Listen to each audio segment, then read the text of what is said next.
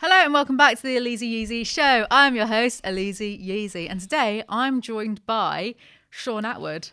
Arizona prison fist bump. The amount of adjectives I could use to describe you. So let's go through a few. Stockbroker, drug lord. Would that be apt, Lord? So I have to play it all down because otherwise I get called egotistic. I would describe myself as a business studies nerd whose best friend was a G, Wildman, and the fusion of the brainiac and the muscle, we ended up running this international ecstasy trafficking empire. And then you went to prison for a few years, came out, now you cover true crime. So basically a maverick. And that's actually how I wanted to start this off. I never do like a notebook and write notes and questions. I'm never that professional, but we're trying to step things up a bit on here. So I would say that actually you're an incredibly successful person. And this is why in each part of your life, because stockbroker, you have to be like successful to do that, and you're good at that. And then to become like a drug lord, and you didn't get bumped off, right? You didn't get killed as a drug lord. So very successful as that. In prison, you had John's jail journal. Yeah. And that did really well. So you're in prison, you're at probably like what you would say the lowest point in your life. But you're doing something that's like reaching so many people, all these stories, amazing. You come out, YouTuber, over 600,000 followers. You've got all these popular books I've listened to and read a few of them, and I think they're fantastic. And you're a podcaster. So where does this drive to excel come from? All right, I'll be that in a second, but let me credit you first with your YouTube success, which is absolutely brilliant. I've been watching your videos and what you do. So I see some parallels in our work ethic. Really? So I've got this mental illness called extreme workaholicism. And Wildman, his nickname for me was the robot, which my other friends call me now. And it is an unbalanced lifestyle though, Alizee. Because if you're like always work focused, other parts of you are neglected, such as the spiritual side. Yeah. So for 10 years as a 5 years, 6 years as a stockbroker in the 90s then, all that pressure was building up inside me and I wasn't releasing it. And then it just exploded into drugs and mayhem and ultimately a SWAT team. Yeah. Yeah. So let's go right to the beginning. Okay. So when you were at school, were you a hard studier? Because I was not. So I wouldn't call myself a workaholic. I think I'm very lazy, but... All right. The school years then are mixed because in high school, sometimes I was the class clown, but sometimes I was studying. By the time I got to sixth form, my studies got more dedicated, and then by the time I did my degree, I had to really focus because there was a lot to it. But saying that, excuse me, I did sit my finals coming down off ecstasy with all those beep, beep, beep, beep noises going off in my head. How did you manage Been that? raving all God. weekend, and then I just sat my finals. Well, when did you first try? Because ecstasy was the first drug you tried, right? Yeah, ecstasy and Were speed. you a drinker before? Did you drink alcohol? Not really a drinker, and I drank a bit and got really sick, and it kind of put me off it. So I've never been a drinker, and I was offered weed, and I was never a smoker either. So straight to the chemical substances of ecstasy and speed in the Manchester rave scene from the Dome, Oldham Road. How did it feel the first time you had ecstasy? Because it's a feeling unlike any other. I know, and I work in drugs education Yeah. in schools now, which is what I've done this morning before I come here. That's my disclaimer before I tell you I had the bloody time of my life the first time I took it. But that's a long road. It starts out fun, and you end up prison, police, or death. So my mate out of Manchester like, come and check this out. The rave scene, because it was a revolution in music like we had never experienced in this country. Before raves, you had to line up at a nightclub, dress nicely, and the bouncers looked like snooty, whether they're going to let you in or not. All of a sudden, the young people just started breaking into warehouses, airplane hangars, blah, blah, blah. It was news headlines every weekend. What we're going to do about these wide-eyed, grinning ravers. The police couldn't cope with it. The motorways were just packed as far as you could see with convoys of ravers. So I've seen this on the TV and thinking, yeah, I want a bit of that. So my mate takes me to the Thunderdome. It's a bare square room with people sat around the walls. Nobody's dancing. And I'm hearing this music like, do, do, do, do, do, do, do. And I'm like, what is that? It's like signals from outer space. So I'm thinking, this is a bit weird. I wasn't syncing with it at all. I had social anxiety as a teenager. And next thing he's like, all right, I'm going to hook us up. So he goes over to some Salford skinheads, want a gram of Billy Whiz, which is the speed, and the E-pills. And then he takes me to the men's room, and we swallow the E-pill with some Lucozade, I think it was, and then the Billy Whiz, it's in this like wrap. You open it, throw it, drink the Lucozade. So again, we come back out, and I'm still a bit anxious, wondering what's going on. It's starting to fill up though, the room. It's starting to fill up more and more. And about 30, 40 minutes, my mate's, his face just lights up. Looks like he's having an orgasm or something. He's smiling at me. And he's like, "Are you feeling it yet?" And I'm like, "No," you know. And so he just buggers off and starts dancing. So I'm walking to the bar, and all of a sudden my knees just go. And I'm like, "Oh shit." So I'm sat on the floor then, right? All these ravers are just walking around me. I'm just looking at their jeans and stuff and the sneakers, and people looking down at me smiling. And I just start feeling the same smile as everybody. And I'm like, I get it now. I get it. And the music, my head is going all warm. And my T-shirt is like melting into my neck. I'm like, oh. And the beep, all that stuff. It's just like,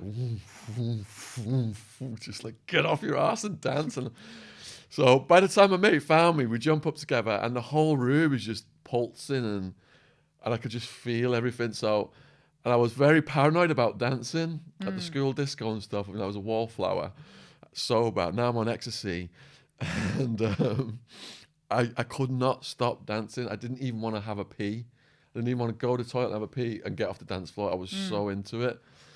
And that was it. Raving became my religion after that.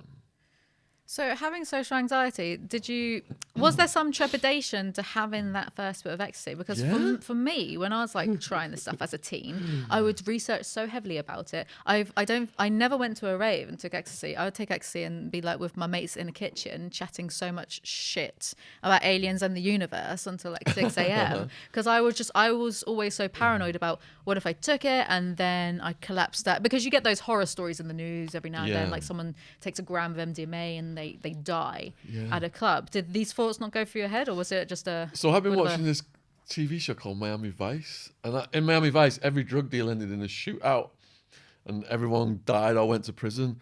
So as we're getting the pills from the Salford skinheads, I'm looking around the room thinking all these Miami Vice undercover cops are going to come in and grab us and take us off. And even when we're eating the substances, I was thinking like, you know, is it my heart rate's going too fast, blah, blah, blah, things like that. So I was conscious of some things, but I've got this thrill-seeking side to me that I've had to analyze when I went inside to address my demons. Yeah. The thrill-seeking side prevailed over the consequences side by far. How old were you when you first took ecstasy? So this was like university age. And then what was it like after that? Because it sounds like it was love at first sight, which it kind of... Yeah, it was for me too, because it's just such a feeling. It makes everything sound better. It makes conversations with people more interesting. It's one of those types of things. You're telling everyone your life story. You can dance like there's no tomorrow. If you did it now, you'd be able to talk for 10 hours about your life story. If you ever did it now. But how quickly did it develop into this? Well, it's never a problem at first, is it? No, it's not. It's always... This is the thing, when you take drugs, the pleasure's very high the first time. Yeah. But every time you take it, it goes down a little bit, and the side effects are rising in the background. But you don't realize that. So over time, you're like, how can I get that high back? I'm going to mix my drugs up. I'm going to do harder drugs. I'm going to do more drugs. And then the side effects and the paranoia and everything starts to kick in, and you get into the dark side then. So how often did you start doing it, would you say? Every weekend. Every weekend? Every weekend. Ecstasy every weekend. How did that not completely fuck up your serotonin? Good grief. Well, by the time we was in America, me and Wildman were doing 20 to 30 pills per weekend. Which is the Kes motion behind the camera is like cracking up. We were importing massive amounts. It was like free to us. When did you go to America to become a stockbroker? When did that happen? That was 1991. Okay. And then... Well, talk us through that. What was it like being a stockbroker? It was Wolf of Wall Street. Seriously? Yeah. So we had these power sales meetings. The first outfit I was with, the boss was like an Italian mafia looking character. He'd bring in these other top brokers to inspire the rookies. So there's a big board on the wall, right, with all everybody's numbers, the commissions for the month. All the rookies are sat at quads. And these sales guys are like, you're only as big has your numbers on this board for the month. If you're calling your wives, if you're calling your girlfriends, other brokers are calling your clients. If you're taking lunches, if you're taking breaks, other brokers are calling your clients. Smiling brokers make the most money. Get a mirror on your quad. Pacing brokers make... We had to have, 12-foot curly cords on our phones so we could pace up and down around these quads and mirrors, and it was maniacal. And the brokers were doing crystal meth off the desks. Biker gangs were dropping the drugs off. Whenever they wanted to celebrate, a limo would come with a load of striptease dancers in it and take us down to the strip club.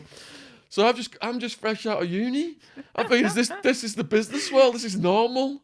I think this is the normal business world. So my mind was getting. Were the bosses okay with that? The boss was coordinating the strippers for Really? whoever's birthday it was, or whoever the top producers were. Jesus Christ! Yeah. Imagine that. Yeah. Oh my God. Yeah. Did you? So you're fresh out of uni, like fresh faced, dropped into this world. How soon did it take for you to start doing drugs at work? Or was it like an immediate thing? Was it a slow... All right, so the rave scene, America, right? Musical trends in Europe come into New York, come into LA, and then kind of like work their way across the States. And they were way behind. They were still playing like UB40 and Michael Jackson and Prince when I got there. So I'm thinking, where's the rave music? So anyway, I managed to click up through the gay bars with the early people who later on became the main rave organizers, and some of them became internationally famous DJs as well. So I clicked up with those in the beginning, in the early years, and it was hard for me to score drugs in the early years of me being in America, but it accelerated. Yes, because then you started. At first, wasn't it you imported for yourself and your friends? At first, all right. So one of my crew was a guy called Acid Joey, stocky Native American, and I clicked up with him because we went to this underground club event, and there was a circle of people watching him dance, and he was so fluid, and he was a big guy, and he was fluid. He should have been in music videos. He was brilliant. So I mean, he's on the right stuff. So I go out and talk to him. I was like, can you get me some E? So he started to become my local supplier, but you could only get 50 to 100 pills. This is in the mid-90s in Phoenix, Arizona. 50 to 100 pills was the most you could get. So then Acid Joey figures out, all right, well, these guys, the local suppliers, are getting them out of LA. So me, Wildman, Seth, and Acid Joey drive out to LA to get some pills from this surfer gangster dude called Sol.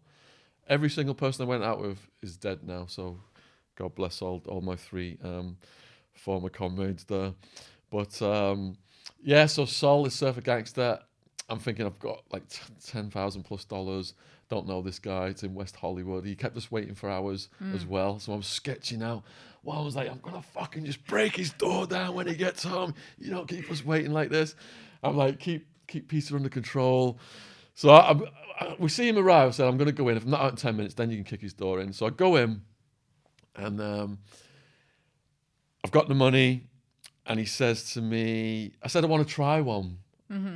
He's like, well, do you want me to get you a drink? I said, no, because I'm going to chew it. And he's looking at me like, you're crazy. Because I knew what the taste of a good pill was. So I just chewed it right away. It was a good pill. He's got the biggest bag of pills I've ever seen in my life. I hand over the bills, and I got going. So in my twin turbo Mazda RX-7, this was before I knew any protocol about avoiding the cops or anything, before I become savvy. This is when I was just wild and carefree.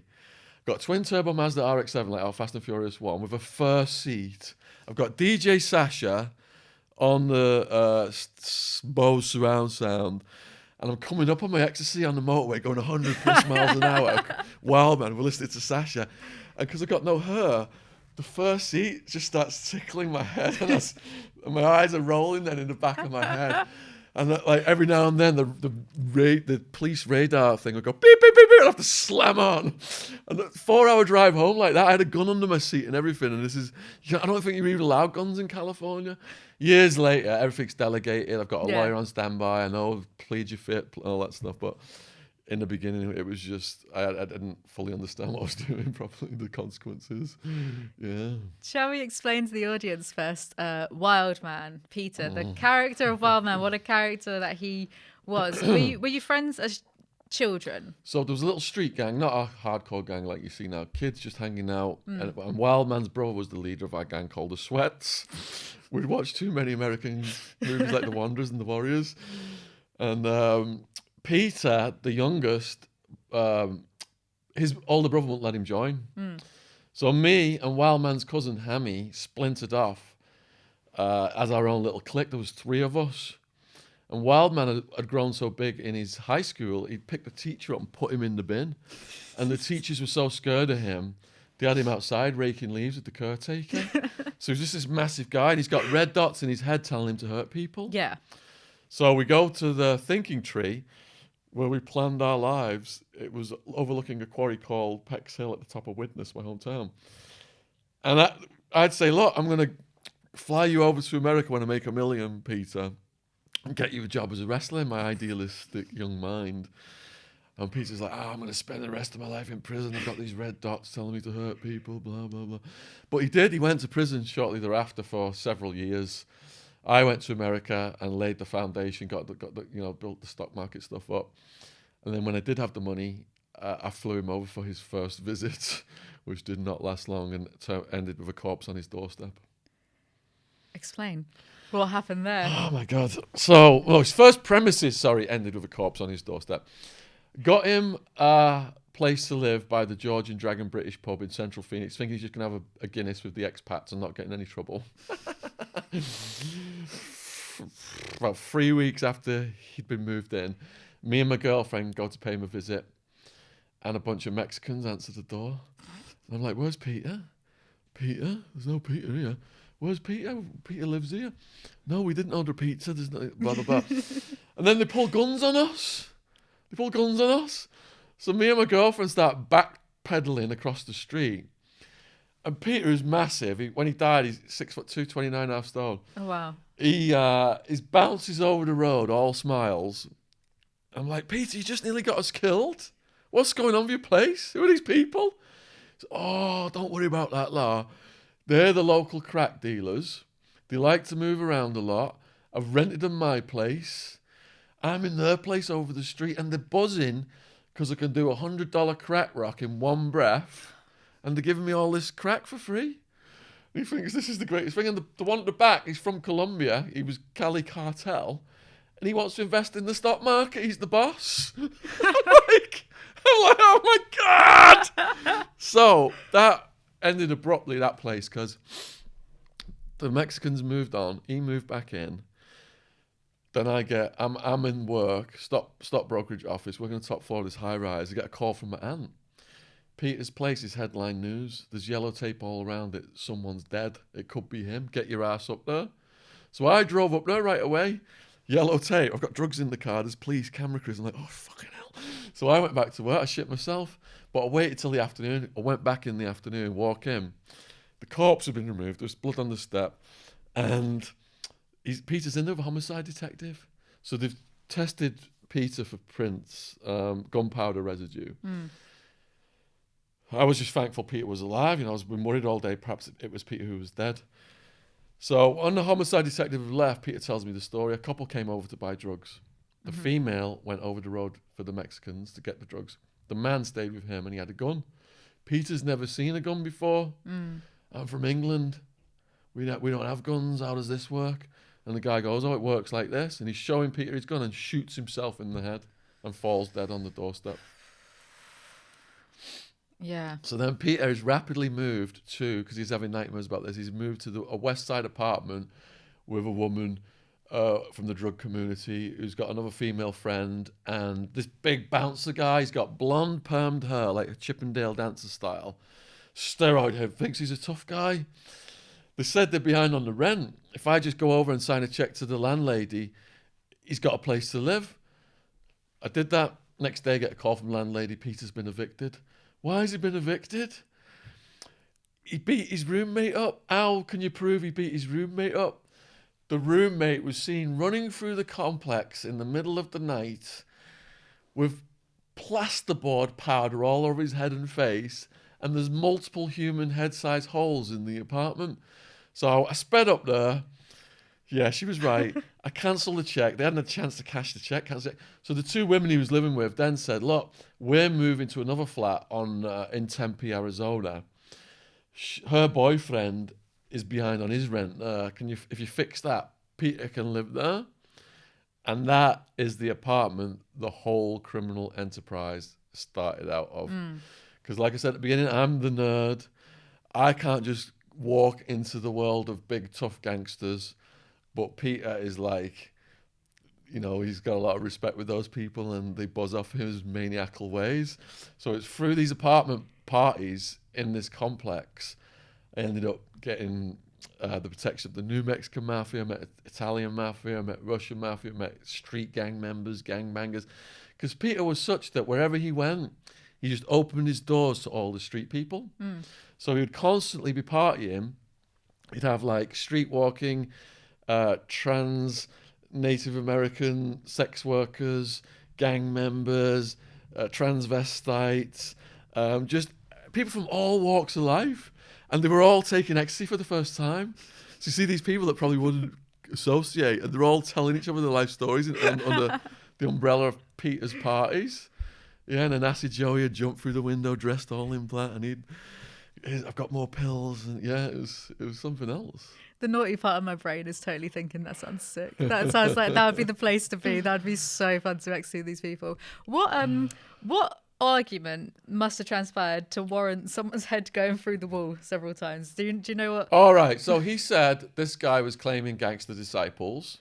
He was throwing all these hand signs at him and using all this gang slang, and it was doing his head in. So he just grabbed him. If you're this big tough gangster disciple talking all this shit, I'll show you what tough is. Boom, fucking just put his head through the wall. Is it bad to laugh at that? We call that purification. Purification. Peter purified people. So no matter how tough or what anyone claimed to have done, or if people were pretending to be something they were not, Peter would rapidly purify them. Whether it was throwing them through a window, down the stairs, putting their head through a wall, or whatever, he would, yeah. But seeing someone shoot themselves, having never seen a gun before, that must have affected him. He said he was having nightmares, and he was doing a lot of crack and meth, and he wasn't getting any sleep, and he was getting very paranoid. Yeah, that combination then make you hallucinate, and who knows what you'd be seeing when you hallucinate those things. Actually, as you know, you're English, you're from, is it Liverpool originally? Just outside Liverpool Widnes. Yeah, going over to America and them having a gun culture. What was that like, seeing a gun for the first time and seeing guns used for the first time? All right, so when I was visiting America, my uncles used to take me shooting and show me their guns. And I was in one house at one point. My uncle was in a room in the other part of the house demonstrating his gun, said the safety was on it, pulled the trigger, and a bullet went right past my leg and into the washing machine. Yeah, my parents were not happy about that. So gun culture is like normal out there. Even as a stockbroker, rival stockbrokers were threatening us. Threatening to blow up my stockbroker partner's car over a client. So we went down to the pawn shop and bought guns. And it got to the point later on in my criminal enterprise where the head of my security team took me and him to get concealed weapons permits. So we could carry loaded guns under our clothes. Yeah. I can't imagine caring so much about work that I'd want to shoot or blow up someone else's car over it. They shoot each other over the weather. So when it's road rage, Arizona, it's almost 50 degrees in the summer. Oh really? So people just, I don't know, it's a quarter or a third of the cars have got guns in the glove compartment or something like that. They start mouthing off when it gets hot because they're losing their cool, and they just start shooting each other. It's on the news all the time. I heard Florida's kind of like that because the climate in Florida it's very hot and it's this weird ecosystem. Yeah. And that's why you see a lot of Florida man does XYZ, Florida man takes meth and eats someone's head or whatever. Yeah. Actually, touching upon one of my points that I did write down. So going from a stockbroker to rubbing shoulders with dangerous people, drug dealers, because it is dangerous. Did you ever feel the danger then? And I'm thinking back to my own experiences of when I would pick up gear from people. Yeah. And drug dealers always usually liked me. I think they always wanted to try to take me on a date or whatever. But there were times, and I don't want to say which country, I was definitely rubbing shoulders with someone from a different country's mafia because he had this brick of cocaine. And I really wanted the drugs, you know, and I'm with some people, and it's not like the situation itself was dangerous. It's not like anything was going to happen, but there was an undercurrent of, there was a moment of awareness of, hang on, what am I actually doing here? Because this guy is from a different country's mafia. He's nice enough. He's being nice to me, and I'm going to get drugs, but am I straying from like a path here? How did it feel for you to suddenly be in that situation? All right, you're spot on, Alizee, because my drug taking in America accelerated when Wildman came, right up until the SWAT team came. So that was like 5 years with Wildman coming and going. And the people I surrounded myself got more hardcore. As you rise up the ranks in what you're doing, you're going to be interacting with more hardcore people. The first hardcore situation was at that complex that Wildman moved into, the final one that he moved into before he got deported the first time for being a menace to society. And which is a great title, by the way, Menace to Society. Yeah, it was called Rancho Murrieta. It's in Tempe, Arizona, and it's a complex of multiple massive buildings. So by the time we're bringing the ecstasy in from LA now, we've got various people in various apartments dealing for us out of that complex. So we're at an apartment party at one time. I've brought the pills. Everyone's just chilling out, listening to music, smoking a bit of weed. And this other guy arrives who's called G-Dog. Now, G-Dog, tall, ruggedly handsome, Mexican-American guy. He's got the prison tattoos. He's got the chains. And I get talking to him because we're supplying the product. Then a cop walks in and says, "Nobody move." And G-Dog just pulls out his gun, puts it at the cop's head and says, "The only one who's not leaving is you, motherfucker. Everyone run." I've never, ever seen anything like that before in my life. I'm shitting myself. We sprint over to another apartment which is run by a guy called Fish, who was dealing for me, and my other homie, Seth, who's dead, a big guy. And we're in there and we're like, fuck, the cop's going to come here now. We've got all these drugs in here. Should we flush our shit? So we're crapping ourselves discussing what we should do. Next thing on the French window, it's like, bam, bam, bam, bam, bam. We think it's the cops. And we look out and it's G-Dog. He's like, "Let me in." So G-Dog comes in right away and he schools us because he knows everything. They can't just come in without a warrant, turn the lights off, turn the TV off, don't answer the door. Everybody shut the fuck up. Don't flush your shit. He told us, don't flush our shit. Just fucking stay grounded. And that's exactly what happened. The cops came. They knocked on us. They knocked next door. There was sirens, helicopters, everything. It was madness. And then at the end of it, I took him to a property I had in Central Phoenix, away from that area. And at the end of the night, he said, "Shaun, because you protected me, you and your friends protected me, me and my brothers have got your back." I had no idea what that meant either. So it was months later, I went over to his brothers. So there's this street with, you know those showcase cars, like the lowriders and stuff from like the 60s, like Elvis movies, things like that. The whole street's lined with these showcase cars. They're pretty cool. So we go to the door. His brother's shorter than him, no hair, looking up at me with this mean face. But when he hears me speak in an English accent, he's buzzing. He's like, "Damn, you talk funny. I guess you are from England. Come in and meet my homies." Because he's thinking, is he bringing a cop here? Probably. But because I'm so eccentric English, I go into the living room and all these massive tattooed Mexican-American guys. Again, prison tattoos, chains, little wife beater vests, shorts down below the knees. And they're all looking at me like they want to eat me. I'm looking around the room like, fucking, this is moody, man. This is serious. These guys are serious. Looking around the room. There's the biggest TV I've ever seen. There's a little screen next to it showing everybody coming and going on the street so they can't get raided. And then on the TV, I'm like, I've got to do a double take. I've seen one of them before. And they've got a rocket propelled grenade launcher on top of the TV, like out of a Rambo movie. Yeah. So I'm thinking these guys are heavy. Now one of them, one of the biggest ones, shoves a spoonful of coke in my face. He's like, "Snort this." And G-Dog's like, "Yes, you better snort that." Later, because Wildman knew this guy from prison, the big guy, and he was a hitman who was on a killing spree at that time. Very serious individual. I didn't know I had no clue who these people were at this point. So I snort it. I get talking to the brother. He takes me into a back room. And from then on, I was in business with those guys for a couple of years until they got raided. And I didn't know who they were until they did get raided. I was taking G-Dog home one night and the whole neighborhood was blacked out. And they had cops on the streets guiding traffic with light ones. And as we pulled up to that house, they're all coming out, handcuffed, federal SWAT team raid. And then the mug shots were all headline news that night. It said these are the heads of the in Arizona. These are heads of the New Mexican Mafia, the most powerful, violent, dangerous criminal organization in Arizona at that time. They tried to assassinate the head of the prison system, assassinating judges, cops, witnesses, everything. Yeah. How'd that make you feel, knowing that and that you had been hanging out with them? I had gangsteritis. So I was a business graduate who got a huge dose of gangsteritis. And if people don't know what gangsteritis means, it's like someone who doesn't belong in that world, when they start getting around characters from that world, there's a vicarious excitement. Yeah. I think that originally began with Wildman, because you asked if I felt safe. Mm-hmm. So I've always felt safe with Wildman with me. And even beyond, it was the opposite, actually. I felt powerful. So if I've got Wildman with me and G-Dog and Seth, who was massive as well, and we're walking into a club or something, and the bouncers are looking at these guys like they're going to be a handful, you know, and they're letting us in for free and all this stuff, and DJs are like giving everyone shout outs and things like that. Your ego becomes as big as the Grand Canyon. I'm in my 20s, I'm testosterone fueled, you know, going into strip clubs and stuff and dating striptease women and then running the ecstasy through the clubs. And in the drug community, it's like the striptease women become your ideal partners and party friends, and so there's a sexual component to it as well.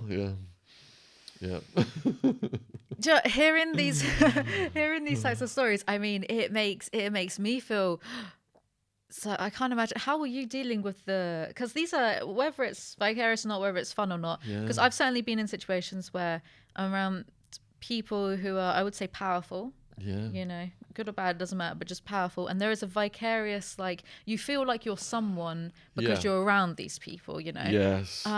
You're pulling up in a limo at the peak of it, and everyone's flooding to you as soon as you get out the limo, and then you're getting comped in, and you own the people who are on the door. You've invested in it, and everywhere you go, they're all coming up to you, giving you hugs. And your ego is just insane at that point, totally insane. And you're addicted to the attention. But speaking of powerful people, there was a lot of powerful women as well. I've not mentioned any of them yet. Wild Woman. So the prosecutor, she assigned everybody in order of seniority in the criminal enterprise, the Attwood enterprise. Wildman was number 3. Wild Woman was number 2. But I'm going to get to her in a minute. Before we get to her, so the first time Wildman visited Arizona, he told Wild Woman he'd just go in the shop, and he jumped on a plane. And this was his girlfriend or that was his girlfriend. Was she English, back in England? A mad scouser who took a whole family out with a bar stool.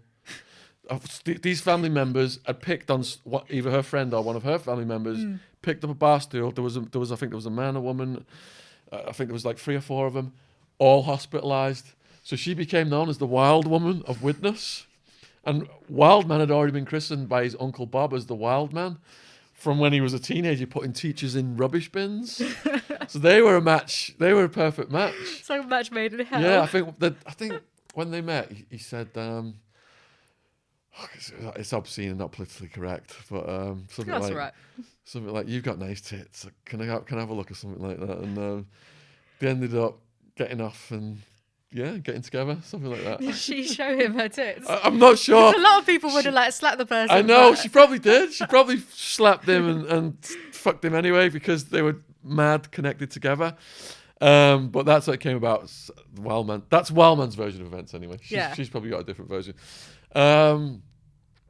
So he tells Kerry that he's going to shop, just jumps on a plane to America.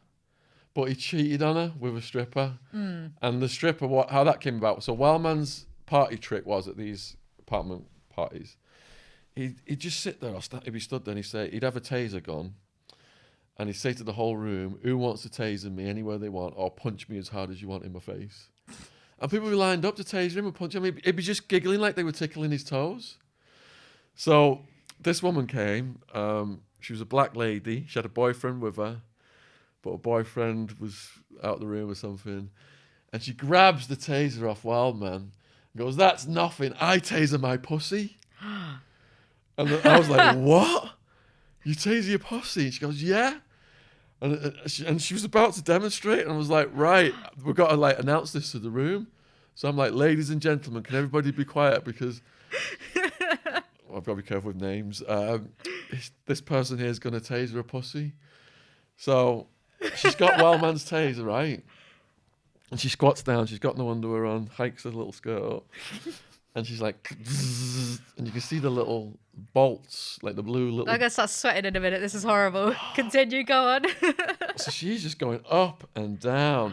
And the little blue things are like, you can see them going from the taser onto her. And so like the vulva. Lips and vulva, Yeah. etc. Yeah. So... Oh my God. she's in the squat position, just like, just loving it. So this is now love at first sight, isn't it? For Wildman and this person, taser heaven. So they're like click like that. So they send a fella to go and cook us some spaghetti bolognese in the kitchen, heat up some spaghetti bolognese while they're like getting off. And he comes back, and this guy's a big guy as well. He was a bouncer himself.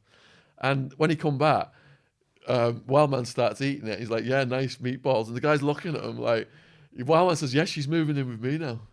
We're going to come to yours later and get all her stuff. How did he take that? He was a bit pissed off. And Wildman I think so, yeah. But Wildman's staring at him, eating, saying nice meatballs, looking at him. He's got this look in his eyes. When he's been up for days on crack and meth, Yeah. he looks like the devil. And you can just see in his eyes that this guy will go all the way. You know, he's crazy. And the guy ended up slamming the door and leaving. So when Wildman ended his first trip, he was unhouseable. No hotel would take him. No person I knew would take him. During the course of all his trips, many houses were blown up or set fire to. Not on purpose, but by accident by him. Just existing. Because he was so crazy. Chaos. The wild ones, yeah, they blew a house up combined in Mexico. A lovely house I put him in. So he ended up, the end of his first trip, him and the striptease woman were like Bonnie and Clyde, just doing robberies. They were living under a tree at Tempe Beach Park with a Rambo knife and a baseball bat. And even though Wildman had took control of all of the homeless and the street people, because there was some gangsters were coming and shaking the homeless people down. Because they were like distributing drugs, so they had a bit of money and they were hustling. And when those people came, they were really cruel. They were like beating the homeless people up and everything. So Wildman just baseball batted the fuck out of him, and he became king of the homeless people in Tempe Beach Park. But because they were like Bonnie and Clyde, they got arrested robbing something, or I think it was they went and ordered a meal and just ran out and got arrested. And that was when the judge said, "You're a menace to society. You're never coming back." So I had to send Mission Impossible style teams of people around the world to smuggling him back in through Mexico and Canada. How did Wild Woman take it when she found out the Wild Man went and he told her everything? He told her everything. Yeah, he was very honest with her, wasn't he? When he had, she said, "You're not going back on your own. I'm coming with you next time," and she did. Oh my, Wildman! He's such an interesting character to hear about, because on one side you got like this pure chaos incarnate, like uncontrollable. Red dots. The red dots, like his eyebrow going up. Yeah. If he's going to do something violent, just one eyebrow would stay completely flat, and the other eyebrow would go like that. Psychologically, what do you think the red dots were? Because it's an interesting phrase to hear that there's red dots, like these angry dots in your head that want you to lash out at people. So we've had to contemplate this, and I've contemplated it with his cousin Hammy. And, like people say, like they have a red mist when they get angry. I feel like a white hot rage when I get pissed off, which is regularly. Wildman had red dots. Yeah. And he would, like, certain drugs would change his dots. So when he was taking crack for the first few times, he was like, yeah, it's just you go like this and it's sizzle, sizzle, sizzle, and it calms my red dots down and all this. Ooh. So and then other times he'd be like really paranoid. He'd be saying his red dots are like on high alert and he's about to do something. Or sometimes the red dots would go white. And then there's because what you said just then about him beating up the gangsters who were beating up and shaking down the homeless people. Yeah. That's like a side of compassion and more. No, he did. He had values. He had this massive heart, and a very protective side to him. When seeing like an injustice, because that's not nice to even hear it now, that people were shaking down homeless people who have little to nothing from society, and they're still getting a hard time by some gangsters. If there was ever any injustice or anything, you know, he was very protective over the whole crew. Mm-hmm. But he was so wild, he attracted a lot of trouble as well, single-handedly. Yeah, and are you drawn to that energy? No, because it gets out of control. Yeah. For example, we were in a strip club, and there's me, Wildman, G-Dog, and some women with us. And I think it was the Dirty Dozen showed up. And there's like 20, 30 bikers in there, look like Vietnam vets, big old scars down their faces, beards. Serious guys, you know, and people got weapons. Wildman's eyebrow goes up. We had to drag him out of there. And when the new Mexican Mafia, when I clicked up with them, G-Dog said, don't ever let Wildman go to my brother's house. So one night I drive over there and he's in the car, said, you got to stay in the car. And he won't stay in the car. They've got AK-47s and everything at the door, and I'm trying to get in, and they're like, he's not coming in. And he's calling them all these things. These like straight killers. He had no fear. We was in a pool, a biker meth head pool bar one time, and a giant comes in. Not as big as Andre the Giant, but so giant, like in his features, he had that big chin and the funny teeth and looked. Mm-hmm. And everyone stares at this giant coming in, and Wildman's eyebrow goes up. I'm like, no, Peter, for fuck's sake, don't do anything. And he can't be stopped. He's been up a week. Can't be stopped. He goes up to the giant and grabs his hand. I'm Peter. And the giant says his name, and he's looking up at the giant. And he starts squeezing the guy's hand and won't let it go. And he goes, if I were you, I'd be in the circus, you fucking freak. And the giant looks down. He's like, what did you just say? You fucking heard me. If I were you, I'd be in the circus, you fucking freak. And his eyes are like this big, like the devil. And the giant's looking into the devil's eyes, and he backs down. It's the eyes. They know. You can't win against this. So the giant took us outside, showed us his car. His front seat is in the back. He's so big. He's got a specially made car. And he gave us his number and everything. He said he wanted to hang out and come collecting debts. And we lost his number. But imagine Wildman and a giant showing up to collect. Oh, God. How much of Wildman was like... How much of that was, though, the crack and meth and being up for a week straight? Because that does turn people... All right, he was like that all the time. So I had social anxiety. Yeah. So hanging out with him, he went anywhere and talked to anyone. So I didn't have the fear. So he was my door into everything, like pubs, talking to people, clubs, whatever. He would just go in and start talking to everyone. So he never stopped. But on the meth, once he'd been up for a week or two, sometimes he'd come back. He'd been walking around for days, and with his shoes all beat up and his feet all bleeding. Other times he was hospitalised with heart situations, because you're walking around in the desert without any fluids on crystal meth. Hospitalised. So I went to visit him in one of his hospitalisations, and the first thing he said to me was, have you got any E? I thought, right, when he's better, he's going to pop this E. So I gave him the E. Popped it right away. He's got all these things attached to him. Monitors, you know, like in America, they got monitors everywhere. So we're like talking to him. Next minute, he's coming up, and he's like, we all fucking ran out of the place. Yeah, he didn't give a shit. Other times, he'd wake up in someone's house he just walked into. Didn't even know where he was. Oh yeah, there was a Vegas one as well. All right, so, oh my God. We went to Vegas for the turn of the millennium. We're on the strip, and it was the only fatality in the whole world was right by Wildman and us. Oh my God. This guy was shimmying up the electric poles and fell down and died. Oh. So then we tried to get into Club Utopia. Me and our crew got in there, but they wouldn't let Wildman in. He had a little tin of pills that they found. They wouldn't let him in. I said, look, he's come all the way from England. Blah. I thought they were about to like give him to the cops. He's come all the way from England. Come on, he's a tourist. So they let him go. They said, he's not coming, but we'll let him go. So he just walked off into the night. Right. So 3, 4 in the morning, me and my wife are on a slot machine now in Las Vegas with all these grannies and stuff, gambling all night long. And all of a sudden, all the security members The security guards these big, big security guys just run through the casino. We're like, what the fuck? And then we're not paying any attention. We have no idea what that's about. Then all of a sudden, Wildman. So Wildman, he's got no shoes or socks on. He's just got his trousers on and a belt. He's topless. He's massive. So they're herding him through the casino in a circle like he's cattle. And we're looking at him. And he just looks at us and doesn't say anything. And I run after them with my wife. And we're like, what are you doing? He's with us. And they're like, well, he doesn't know who he is. He can't speak. He doesn't know where he is. He doesn't know how he got here. And, well, he's with us. He's in this room, blah, blah, blah. They verified it and they let him go. And we took him up. And he couldn't speak. He couldn't speak.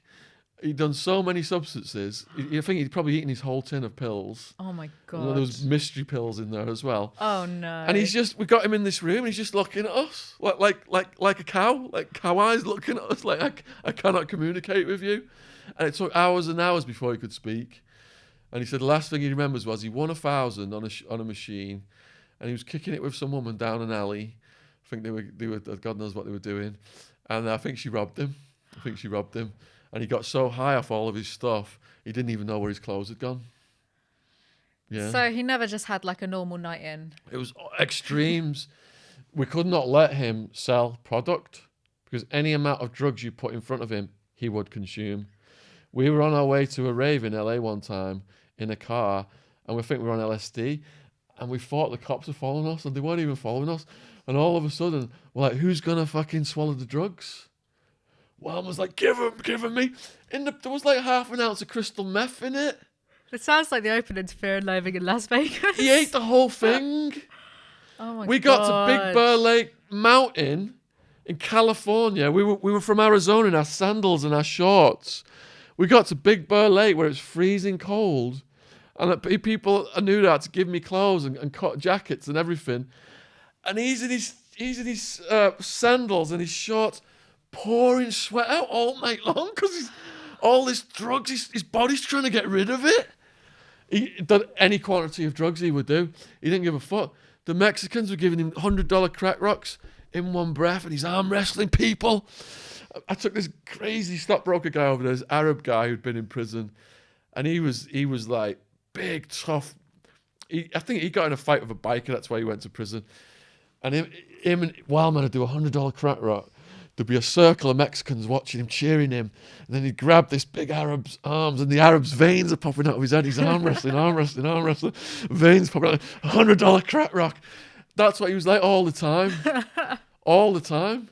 But it was too much. There were times when he got so dangerous, I could not let him know where I was staying. Really? Yeah, I was paranoid. He showed up my stockbroker's office. The receptionist says, you better come to the front right now. Peter's up here and you need to see this and get him out of here quick before the clients see. He's got a pimp in the reception at this brokerage where, these high net worth people coming and going. This guy's got like a purple top hat on with a feather in it, golf shoes, purple suit, all pimped out. I'm like, Peter, we got to get downstairs quick, come on. Get him in the elevator. I said, what the fuck are you guys doing? And what was it? What was he saying? He said he needed $100 for a gun because he was getting threatened. Oh, yeah, that was his first trip. The striptease dancer, the black lady, he'd moved in with her dad in the projects. Okay. The projects was extremely dangerous. And he was the only white guy down there. And they were saying he had jungle fever because he was going out with a black woman. So he wanted a gun to protect himself against the black gang members. He got kicked out of the projects and banned from the projects. What, for being too dangerous? Yeah, I wouldn't give him the gun. I'm like, Peter, you're not having any money. You're not having a gun. You're too crazy. He went off and contacted G-Dog. G-Dog, and he got in a vehicle with G-Dog. They pulled up at the corner shop where all the gang members were hanging out with big old ARs, 15s, whatever they were, and started shooting off, and all the gang members ran off. And Peter got banned from the projects. People were saying he's going to get killed if he moves into the projects. He got banned from the projects. It was non-stop. He was larger than life. God bless Peter. Yeah, that's larger than life.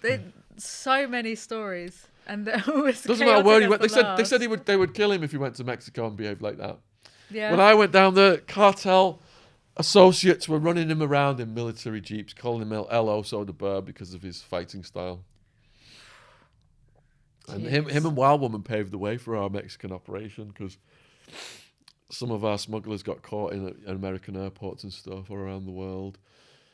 And we consulted someone who knew a lot about smuggling routes, a lawyer.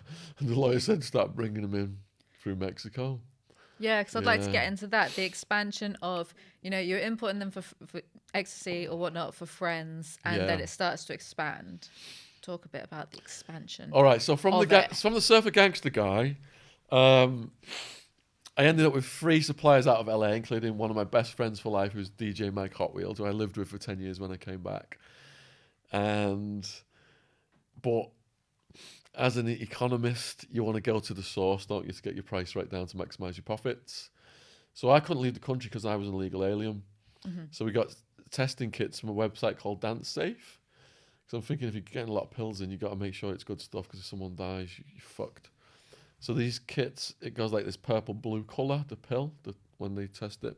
So my smugglers went out to Holland and connected with suppliers, and then we started bringing shipments per person. Well, we tried the mail, FedEx, stock market reports, hollowed out with them glued in, but it was getting so many pills, we had to do it bigger than that. So like, before 9/11, people could put them into pillowcases, or if you want to be more secure, screwed into computer towers, put them on a plane.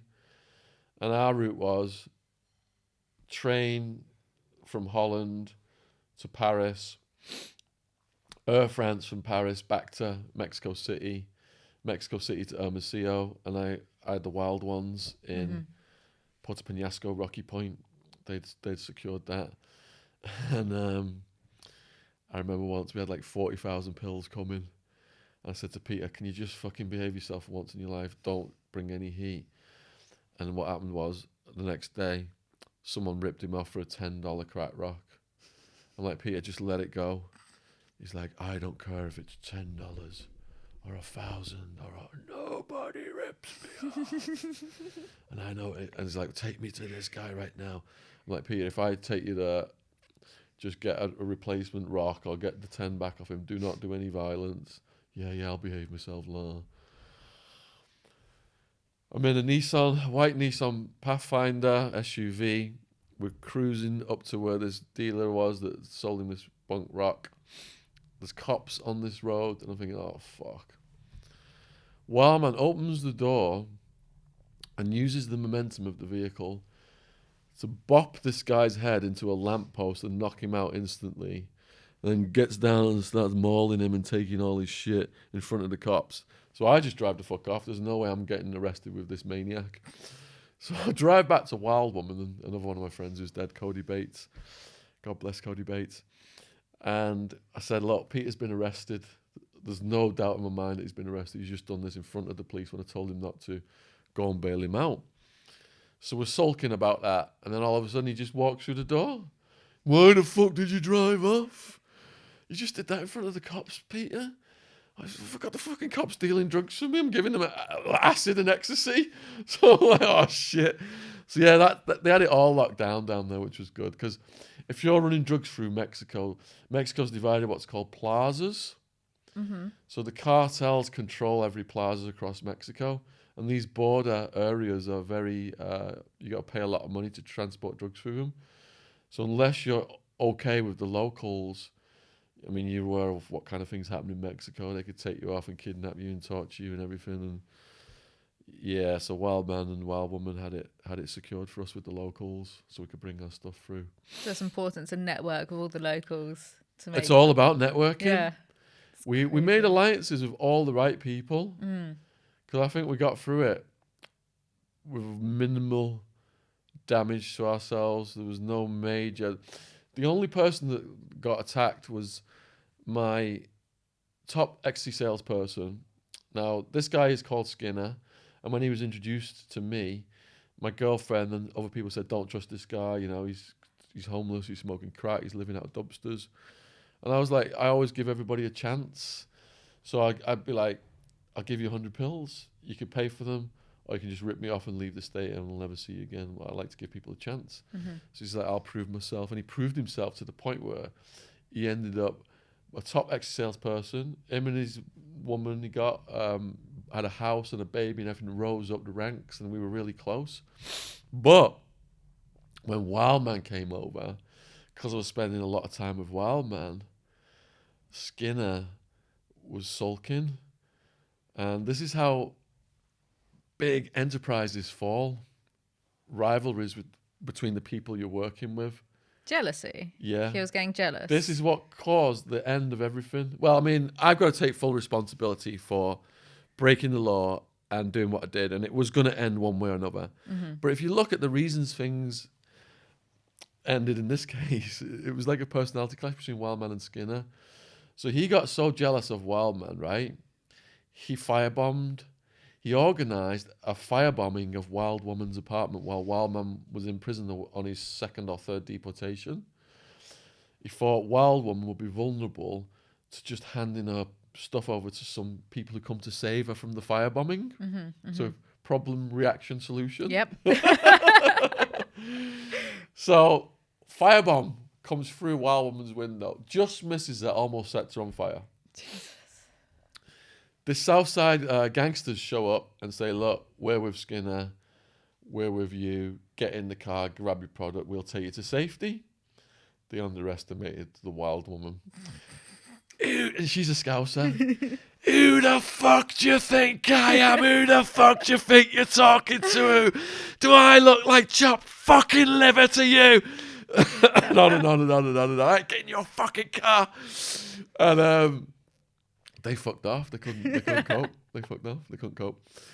And the pills were saved. And it came out that we didn't know immediately that Skinner had done that, but we found out that Skinner had done it. So I paid a lawyer to expedite Wildman's release from this prison so I could smuggle him back in yet again through Mexico, which I did. And all that was on his mind then was murdering Skinner, no matter how many times we tried to talk him out of it or chill him out of it. Skinner knew that. So Skinner went to the cops. Really? And left the state. And we didn't know he'd left the state. Now, another one of my friends who's dead. All my male friends from these stories are dead, nearly all of them. Joey Crack. So Joey Crack was like a walking drug testing kit. He was this feisty New York Italian, skinny, as an Afghan hound. And if we were like wanted to test drugs, he'd just get his needle out and go, yeah, good stuff. That was Joey Crack. So Joey Crack was looking for Skinner at the end of everything, and he went to Skinner's place, and Wildman was in there, and Joey Crack. Wildman grabs Joey Crack thinking it's Skinner, and he's about to land, and Joey Crack said, I've never ever seen so many weapons in my life. He had like knives, golf clubs, hammers, pincers, screwdrivers, tasers, every single weapon known to human beings was in there. And he said that Wildman just grabbed him, and there was like sweat just dripping off his chin, and his eyes were just completely blood red. And he's like, I'm not Skinner, it's Joey Crack, it's Joey Crack. Yeah, but that was near the end. Wildman was just, by the end of it, Wildman was gone on drugs, seriously gone. Yeah. We couldn't stop him. And at the height of the importation and dealing, so how many pills did you say they were bringing in? What was the street value? This is the thing. I think Lad Bible did a little chart, but they made a mistake on it. So the street value of ecstasy in the clubs in the mid-90s was $25 to $30 per pill.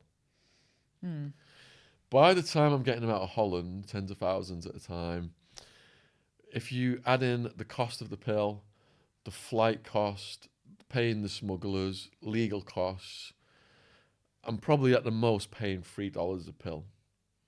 Now, people say if you're paying free and they're going for 25, 30, you're making all this money, but that is not the case because at this point, you're a wholesaler, right? Mm-hmm. So I'm going to give $5,000 on credit to one of my guys for 7 to 10, depending on how many they take. Let's just do the math at 10. Say they take 5,000 at 10. Another guy takes 5,000. Takes 1,000 at 11. Another guy takes 2,000 at 9. Whatever it is. Say it average out at 10 though. So if I'm paying free, I've got 7 profit, haven't I? Mm-hmm. 40,000 was the most we ever brought over in one shipment. So that's $250,000 profit on that. Yeah. So, and that wasn't like every week. That was every so many months. And you were paying for lawyers as well. All my workers had legal benefits. So if you got arrested, all right. So let's go back to the New Mexican Mafia. What they told me. This is where I got all this from. They said if you ever get pulled over leaving our house, a cop does not have the right to search your car unless he has probable cause.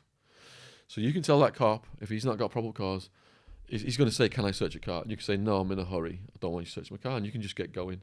If they force a search upon you, exercise your right to remain silent and contact this lawyer. Right? And that was the lawyer I ultimately contacted when all the shit went down. But prior to that, because that was a very high-priced lawyer, we had another lawyer on standby for any one of my crew who got arrested. So everyone was briefed. If you get arrested, you contact this lawyer right away. Keep your mouth shut. First-time offender, you're not going to do any prison time probably if it's a first offence. And exercise your right to remain silent and blah, blah, blah. And everyone abided by that. It was really cool. They knew we would bail them out. They knew they had legal benefits. And people who play both sides, even some of our guys like were double dipping me and Sammy the Bull's crew. And Sammy the Bull's crew, they didn't provide legal benefits. So people say, "Yeah, I'm coming back to you for the legal benefits," and things like that. Yeah. But one guy who double dipped, we didn't know he was double dipping. So one of our clients, she wanted 1,000 pills, and she got some money from some people who were out of state. One of her clients, she gave them to this guy, thinking he was getting pills from us, and he went to Sammy the Bull's crew. As he was leaving the premises, he got pulled over, and the cops took all of his pills off him, but let him go on his merry way because there was a big investigation. So he comes back to us and says, "Look, I just got..."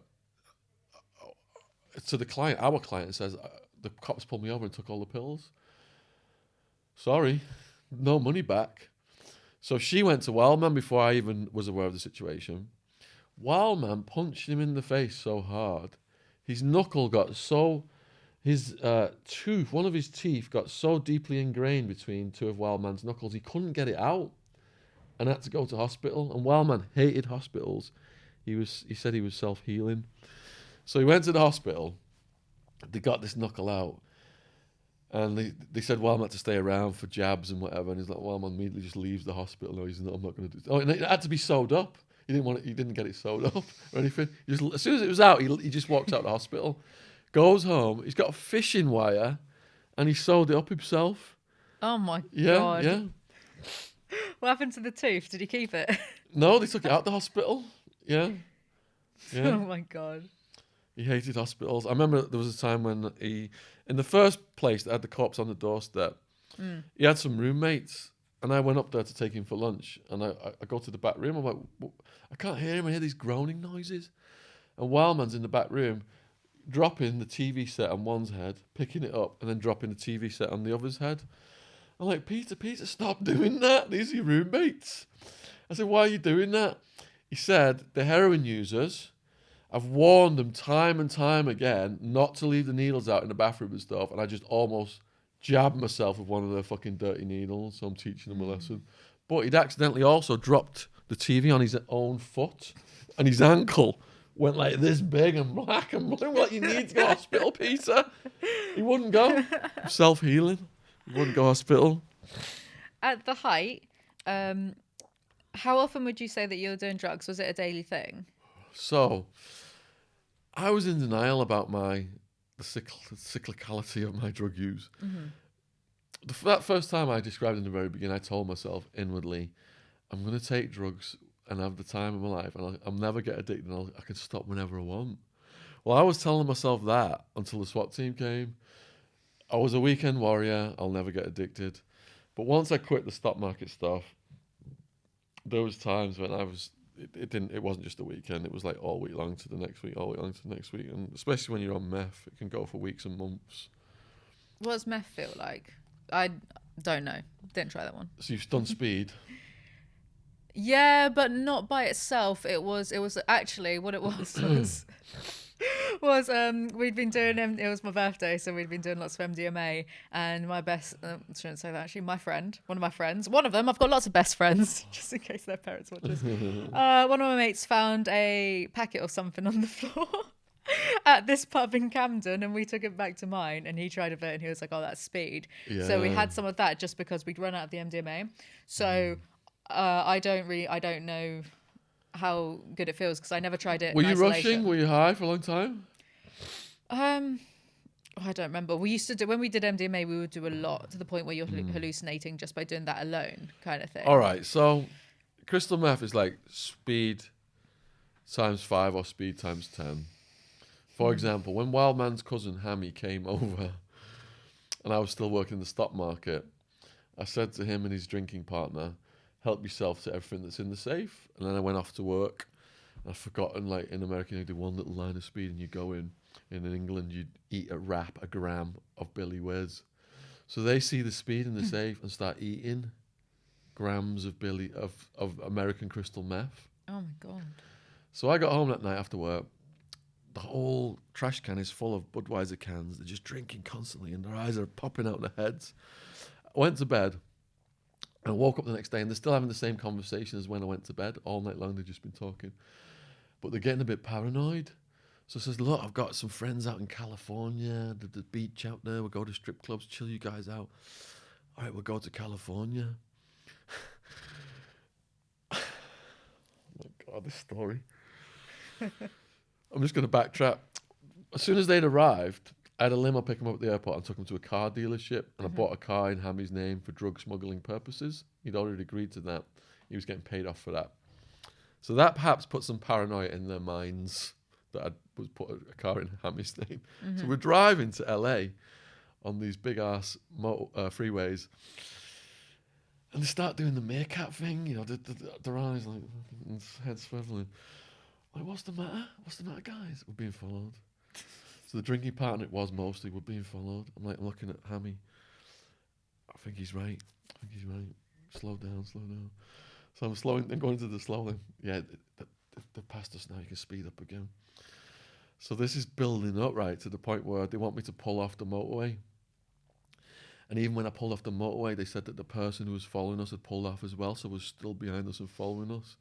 So we get to Palm Springs, where we stop for some milkshakes and to try and chill these guys out because they're getting more and more paranoid. They're saying helicopters are following us now and wood-panelled cars are following us. And we chill them out a bit.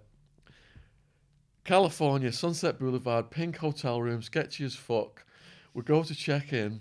I've got 3 separate rooms. And they're looking at me like, why are you getting for us 3 separate rooms? You've brought us out here to set us up, haven't you? We need all to be in a room together. No, I'm sorry. It was the other way around. I got us a room together.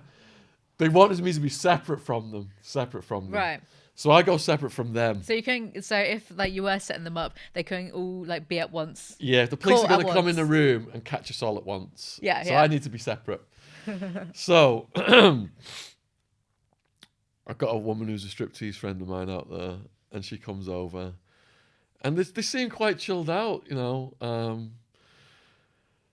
And we plan to go to the beach with her mate and all this stuff.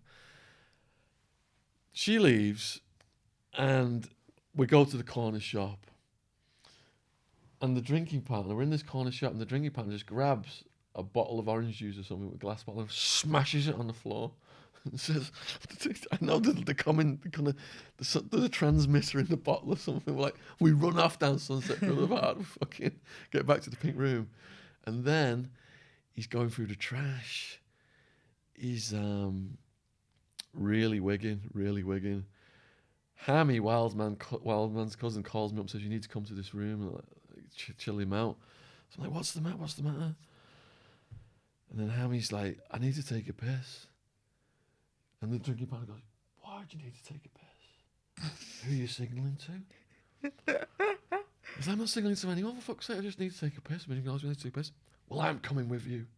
And the drinking partner goes, he didn't say anything. He just launched onto his back like a monkey. And Hammy's like, what the fuck? I got a piss. You're going to be on my back. So they're taking a piss. He's taking a piss. And Hammy completes his pee. The drinking partner starts freaking out. He goes, why did you shake your dick 3 times after the piss? Who are you signalling to? Oh yeah, that's it. There's a transmitter in his penis. Who are you signalling to? Oh my God. But just then, some gutter punks showed up at the, like, there's this dodgy hotel's got like a snowflakey effect on the window that's worn out over the years from all the crack smoke, probably. And these mohawk gutter punks suddenly appear. He's like, I knew it! I knew you were signaling someone! I knew you were signaling someone! Runs into his room like Tasmanian devil, busts his case open, throws all his clothes around the room, starts throwing all his shit at me. We're like, calm down, pulls his wallet up, gets all his money.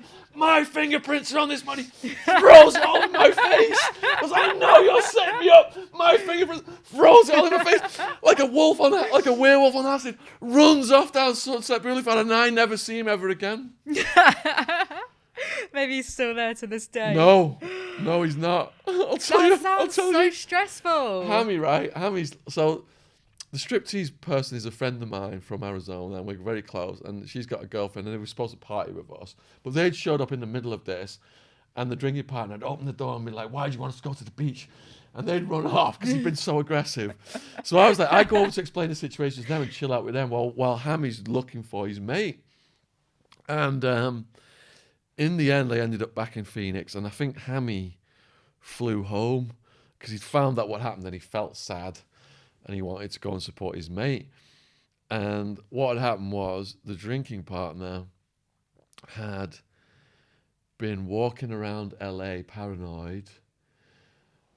He thought that Asian people, Japanese and Chinese people in particular, were following him and coming after him. Mm-hmm. And a Japanese family come up to him and asked him, this is what triggered it, I think. A Japanese family come up to him with an expensive camera and said, will you take a picture of our family at some iconic site in LA? And she thinks, I know, cause the recording device is in the camera, I'll tell him I'm gonna take a picture of him. And he was about to take one, and he smashed down the floor and ran off. Oh, that poor family. I know. And then he woke up the next day on like a park bench in LA with just his trousers on, and he got a cab and he went to the embassy, and they got him a flight back to the UK. Yeah. So that's what meth does to you. It keeps you up and it makes you so insanely paranoid. That's my demonstration of don't do meth, kids. Stick to your, yeah. Yeah, and it makes you look terrible as well. I've seen those pictures of like before meth and after meth. And it's all right, so there was a headline news story when I was out there of a guy he was a postman, and it showed a healthy picture of his face, and then a year later the crystal meth picture of his face, all sunken in and meth sores and everything. And the reason he made headline news is because he'd been driving his vehicle on the freeway. He had crystal meth psychosis. He'd been up for a number of days. He had his 2 sons in the back. And he looked in the mirror and he saw one of his sons was a demon trying to kill his other son. So he pulls over, gets a knife out from under his seat or wherever, grabs the son he thinks is a demon and cuts his head off in front of the other son. So people can go downhill very fast on crystal meth. Do you know what ended up happening to him other than prison time, obviously? Yeah, prison for life. For life? Yeah. And that's in America, so life does mean life. At least 25. Imagine when you sobered up and you realised what you'd done. Even hearing it makes you feel, when not just the act of hearing it, but knowing that when he sobers up, he's going to realise what he's done. Yeah. That for me, that's what makes me feel a bit ill, because it's like you've done something that's not reversible under psychosis. I don't know how you'd go on to live with yourself. You couldn't, could you? You'd carry that to the grave. And the other kid the boy who saw it, seeing like their dad, their primary caregiver, do that to their. It's horrible. It's so nasty. I've never had any inclination ever to try something like meth ever. This is why people it just do didn't drugs. Look fun to me as well. Because for me it was like, oh, it's fun, coke's fun or whatever. Meth never looked enjoyable to me. So I never went Coke there. can be extremely dangerous too, especially if you're smoking it, because Wildman was smoking it. Oh, Coke turns And people I've into s- arseholes. Yeah. Like, that's my big thing. Because like even I turned into an arsehole with like long-term cocaine abuse. I turned into a bit, nothing crazy. Like I wasn't going around beating people up, but it was just short-tempered, didn't have much time for people, was like irritable, paranoid, these types of things. And the people I was around Yeah. who'd been doing it for longer and they were older, you would just see over the course of a few years, people just turn into these arseholes. Yeah. So it starts out as glamour and glitz and fun, and you're getting the clubs for free, and you're part of a clique, and your ego's inflating. But every time you take drugs, the side effects are creeping up in the background. The arsehole bit is waiting to come out. And the pleasure's going down because you need more now to try and get back to where you were, which increases the side effects because you never ever get back to that first time you took anything. No. First time you took ecstasy, wow. And the next time you think it's going to be the same, and it almost is, but then 2-3 years down the road, it's not. You're never going to go back. Are you chasing something that's never going to happen? Yeah, the first time I ever did coke, I had a line and I spoke to one of my mates for about 3 hours straight, and it was so enjoyable.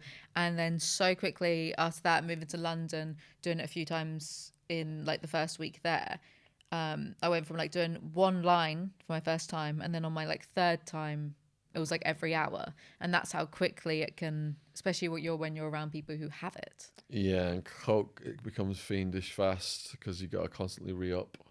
Yeah, it makes me feel gross to think about it, because it's very stressful, and you're stressing out your body. Yes. You're battering your immune system and your organs. And that's why Wildman died. He had multiple organ failure. Yeah. They had to put a stent in his heart when he went to prison. And like I said, he had he had a stroke at one point, actually. He had a stroke, and we went over to see him. So he was in this house of all these drug users. And he's got a crack. Half his face is paralyzed now because of this stroke. And his lips down here, and there's drool coming off it. And the other half of his face is working. So he's got his crack pipe, or his meth pipe, in this side of his face. And he stands up, and he goes to the whole room. People used to think I look scary. Look at me now. Oh my God. People were like, you're going to kill yourself? You can't move half your face. And it didn't stop him. Didn't stop him. No, that's the addiction behind it. Yeah. Am I right in thinking you got out of, say, the business of dealing and importation, but it was 2 years later that you got busted by the FBI? A year later, okay, so I met a woman. She talked me out of it, and a lawyer gave me a heads up as well that we were hot. So I was down to just personal use. I couldn't quit my personal use because I hadn't addressed my demons. So living in Scottsdale in an apartment with this woman, and enrolled in Spanish classes at college, trying to get back to normal, trading the stock market online. But it was a multi-agency investigation. So you got like the feds, you got the state of Arizona, you got customs. The same agencies that had took down the New Mexican Mafia then took down Sammy the Bull's crew. And I was, you just wiped out my competition, thanks. But all those resources then put on me. So in the end, it was the state of Arizona that prosecuted the case. It wasn't the FBI or the feds. Yeah. And my nemesis was one of the detectives, because when that SWAT team came, I'm yelling at my girlfriend, like, I'm exercising my right to marry inside. I love exercising my right. She grabs me up by the handcuffs. He's like, yeah, we finally got you. English Shaun, yeah. Your nemesis in the... Yeah. That sounds very like Wolf of Wall Street when they go on the yacht together. Yes, yes. Because when I read the police paperwork, this detective had been like sitting at the table next to me in Indian restaurants and stuff, trying to listening on my conversations. No way. All these places he'd been over the years. But they said we moved around so much and I changed my identity so much. Whenever the raid was going to go down, I disappeared. And that's how they got this wiretap authorized, because they sent undercover cops in as well. Come on, older guys who don't fit in the rave scene saying they're from out of state and they want to buy 1,000 pills. How obvious is that? We had all the locals locked down. No one can infiltrate that barrier, because any drama that's happening at the street level, the locals are going to feed that information back up into the enterprise. How How many people ultimately were in the Enterprise doing? all About of this? 200. Wow. So there were only half of them, I'd say, got arrested.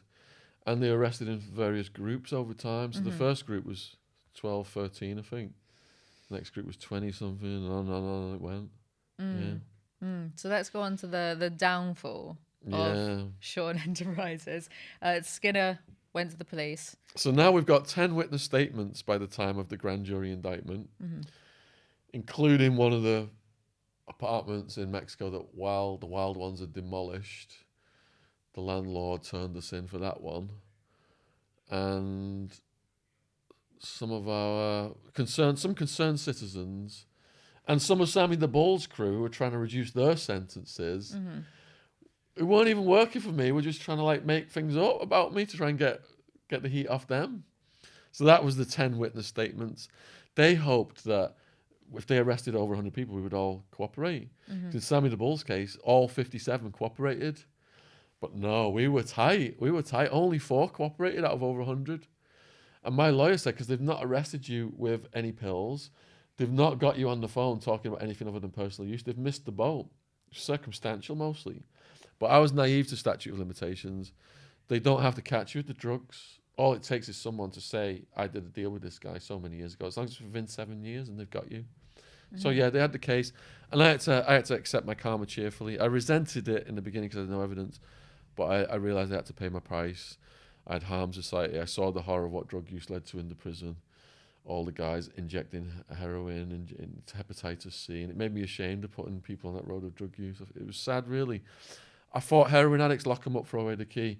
They're under bridges like trolls, stealing all day, burgling people, grabbing grannies' purses and things like that. Once I lived with them for 6 years, it was the best education in addiction and psychology I could possibly have had. And hearing their sad stories, molested as kids, thrown away as kids, raised on the streets, traumatized, and they were on heroin because that blocked the trauma out. It was self-medication when no one else had helped them. So the majority of prisoners were society's most vulnerable people. And that's why I started to want to help them in terms of the human rights and the activism and the blog. So when you got arrested, you were in a holding, like, is it a detention center? The jail that you were held in whilst you were awaiting your sentencing? Yeah, I was on remand for 26 months. I was fighting my case. I was last man standing. And so that was the famous Maricopa County jail system run by Sheriff Joe Arpaio, whose guards were murdering mentally ill prisoners. Brian Crenshaw was classified as a partially blind shoplifter. They came in, started beating him, tasing him. His face turns blue.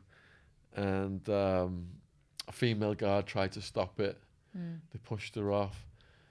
The inmates are yelling, why are you still beating him? He's already dead. And they continued to beat the corpse after it was dead. That was caught on camera. Scott Norberg was another one. People can Google these cases. He went into a coma and died. I think he paid out 50 million in lawsuits. By the time I was there, there was 50 million more pending. So it was the jail with the highest rate of death in America. So you got the neo-Nazi Aryan Brotherhood murdering the prisoners. One video I had on my channel, which I had to take down, was Peter Van Winkle, Aryan Brotherhood gang member, murdering another prisoner who'd refused to beat someone up for the gang. Now, this is the guard's camera. You're supposed to watch this and stop it. Yeah. For 10 minutes, he's smashing this guy's head over and over. And he's looking at the camera, why aren't you stopping me? 10 minutes in, then he starts stomping on his head. 20 minutes in, he's finished his stomping on his head because he's dead. And they still haven't stopped it. So he grabs the body, brings it right in front of the camera off the balcony, tries to throw it off the balcony, gets stuck on a rail, and he starts kicking it over and over and over again. But the violence it was mayhem. Sheriff Joe Arpaio was the architect of just an absolute house of horrors. And I've tried to psychoanalyze that. His mother died giving birth to him, so I don't think he ever had any maternal empathy. Yeah. Do you remember your first night? You get arrested, you're taken to this holding cell. Do you remember your first night? What was it like? We're in a van approaching the Horseshoe, which is a processing centre at the Madison Street Jail. Now, in the van is the first 13 co-defendants, half men, half women. Outside of the Horseshoe are all the new arrestees, gang members, homeless, people with addiction issues, people who've been in fights who are drunk, people who've been fighting the police, tasered the police. So it's quite a rough and tumble bunch, and the women get off the van first. So all these men then scan our women and start saying obscene things, some like get your tits out and stuff like that. Wildman's observing this calmly on the bus. Wild Woman gets out and they're yelling at her. His eyebrow goes up. As the men are getting off, the guards are yelling, get out, get out, get out. They yell at him to get out, and he doesn't get out. He just stands on the top step, and the guards are yelling at him. And Wildman, he's got this Viking beard, this crazy Viking beard at this point in time. And he just looks at all the men. He goes, "You lads disrespecting our women. In a minute, we're all going to be in these cells together. Unless you shut the fuck up right now, we'll have any of you you want, we'll have it in when we get in there." And they all show off. They all show off. So that was the beginning of it. So then we're in that for a couple of days. You see a judge. Me and Wildman got assigned to Towers as medium security in the beginning, and the rest of the co-defendants, the 13, were minimum security, and the women went off to the female one. A Wild Woman, we had an Asian co-defendant called Angel. I've actually interviewed her on my channel if people want to check her testimony out. And because she's Asian, it's all racial, isn't it, in America? Yeah. So I think the women, the biggest gang might have been the blacks or something, and they started beating up or threatening to beat up Angel. Because it's all segregated, isn't it? Yeah, Wild Woman's had a bad day at this point. So this gang is picking on Angel. Wild Woman just walks up to the biggest one, the gang leader, grabs her head, just starts smashing her head into something. And then she turns to the rest of them and goes, "I'm having a bad fucking day. Who's next?" And they left her alone, and she got a lot of respect. So that was the entry of the Wild Ones into the system. So I got split from Wildman right away because he was my co-defendant, and we had a do not house. But I used to meet him in the churches services. And there was a point where the Italian Mafia took over from the Aryan Brotherhood in my building. And one of those guys contacted me recently, Bruno. I've done 3 interviews with him on my channel so far, and he was the enforcer for them. And Joey Crack. So the Italian Mafia guys were like, "Right, we know, Shaun, you've got all these co-defendants. If we move all your co-defendants in to here, because there was group 2 co-defendants, because they could be around me, will you guys have our back if anything pops off?" I'm like, yeah, totally, we'll have your back. So he couldn't move Wildman in with me because he was group 1 co-defendant. So he moved in Joey Crack and another guy. And Joey Crack's telling all these Italian Mafia guys all these Wildman stories from when he was running around with him on the streets. So then, they arranged to meet Wildman at the Catholic Mass. And Bruno's sat here, and the Italians are here, and Bruno's here, and Wildman's on this side of me. I remember when Bruno and Wildman shook hands, it was so powerful, I almost flew out of my seat. Now, the Italians are quite religious, especially they had one that served as their butler called, what was his name? Hugo, who's Argentinian actually. But I think he was mixed race, Italian, Argentinian, something. So he was their butler. And he was the most religious out of all of them.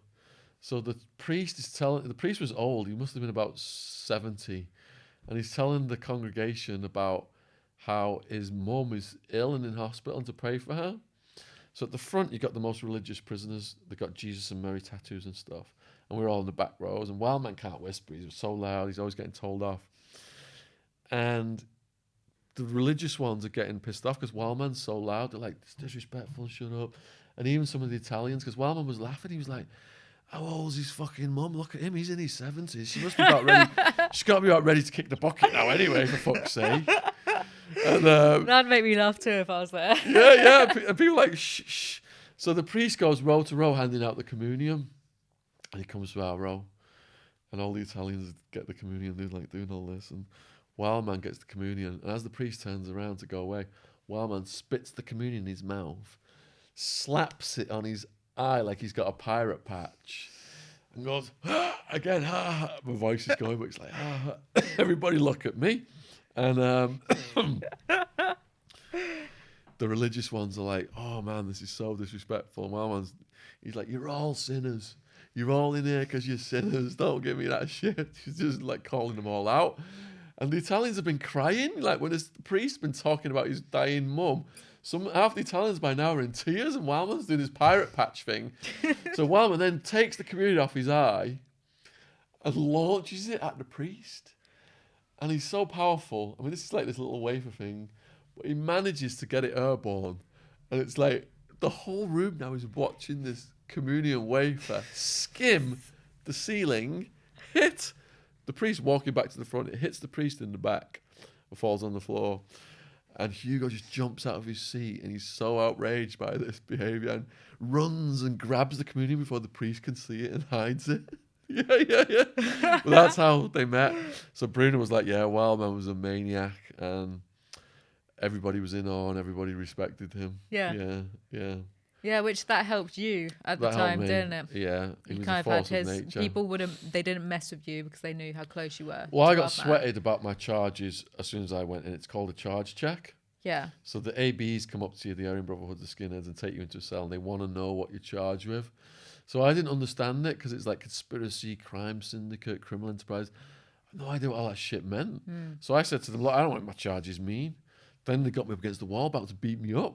They're like, are you a chomo? Are you a fucking chomo? I was about to say, they think you're a chomo. I didn't even know what chomo was. I know all the slang. I'd be all right in prison. So they made me pull out my charge sheet, and they're reading it, and they see I've got a $750,000 bail bond on the conspiracy charge. And like, God damn, are you guys the mafia or what? I'm like, no, we were just ravers.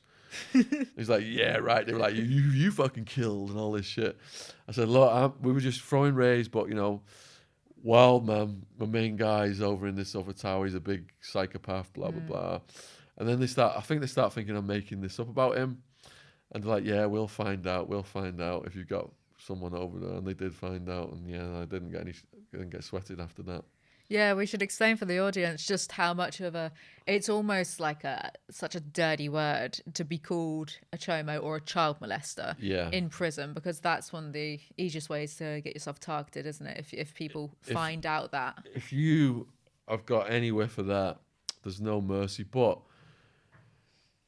the gangs know that can be, people can play that. Yeah. So like guards can say, look, he's a chomo. Just try and get.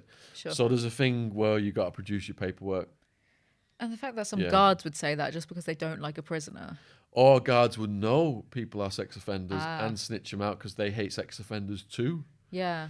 Some of the worst violence I ever saw was so the sex offenders now, there's so many of them, they get their own prisons, but some want to go in the general population for the advantages of it, and they take their chances. Now, for several months, the Mexican gang leader lived next door to me in Tower 6. This is back in 2002. And there was 3 of them in there. So they were designed for one person, but you got 3 people living in a fucking toilet room with 3 bunks next to the toilet. And the Mexican gang leader had a cellmate who was a Mexican Jehovah's Witness, and he was preaching and handing out the Watchtower magazine and all this shit. Anyway, he goes off to court one day, the Jehovah's. We've got a little TV in the day room, and which everyone fights over. So it's got, each race has got so many hours on such a channel. And news is reporting this guy's case. He molested his niece. Oh. So the Mexican gang leader was so embarrassed to have had a sex offender living with him. He thought, right, I better do something about this, make an example. Yeah. The guards do a security walk about every 30 minutes. So they waited until a guard had done a security walk so they could torture him for almost 30 minutes. I'm next door. And I've never heard such noises before in my life. Like animal noises of someone getting tortured. It was like, you know, in the beginning he's saying stop, blah, blah, blah. And then he's making like animal sounds. Like a cat on fire or something. Do you know what they were doing? No, because I couldn't see. But before the next guard had security walk, because you can see in the guard in the plexiglass bubble when they're about to do a walk, they let him out the cell, and he was covered in blood from head to toe, and he managed to stumble down the stairs and to the plexiglass door and knock on the door, and the door just went zzz, and he just collapsed, and he was gone, and we never saw him again. Yeah. Something I find really interesting about prison and prison culture is, I can't think of the word, just how normalized certain behaviors become. Because I knew someone who'd been to prison for a 5 years in England for something, and they told me that at the beginning, people would use like certain terms and phrases, like if you snitch on someone, like you're a grass XYZ, and at the beginning they found it like really just weird and be like, well, why would this be the case? But a few years into it, it just became so normalized that they were like, oh, what, that person got beaten up for being a snitch? Good.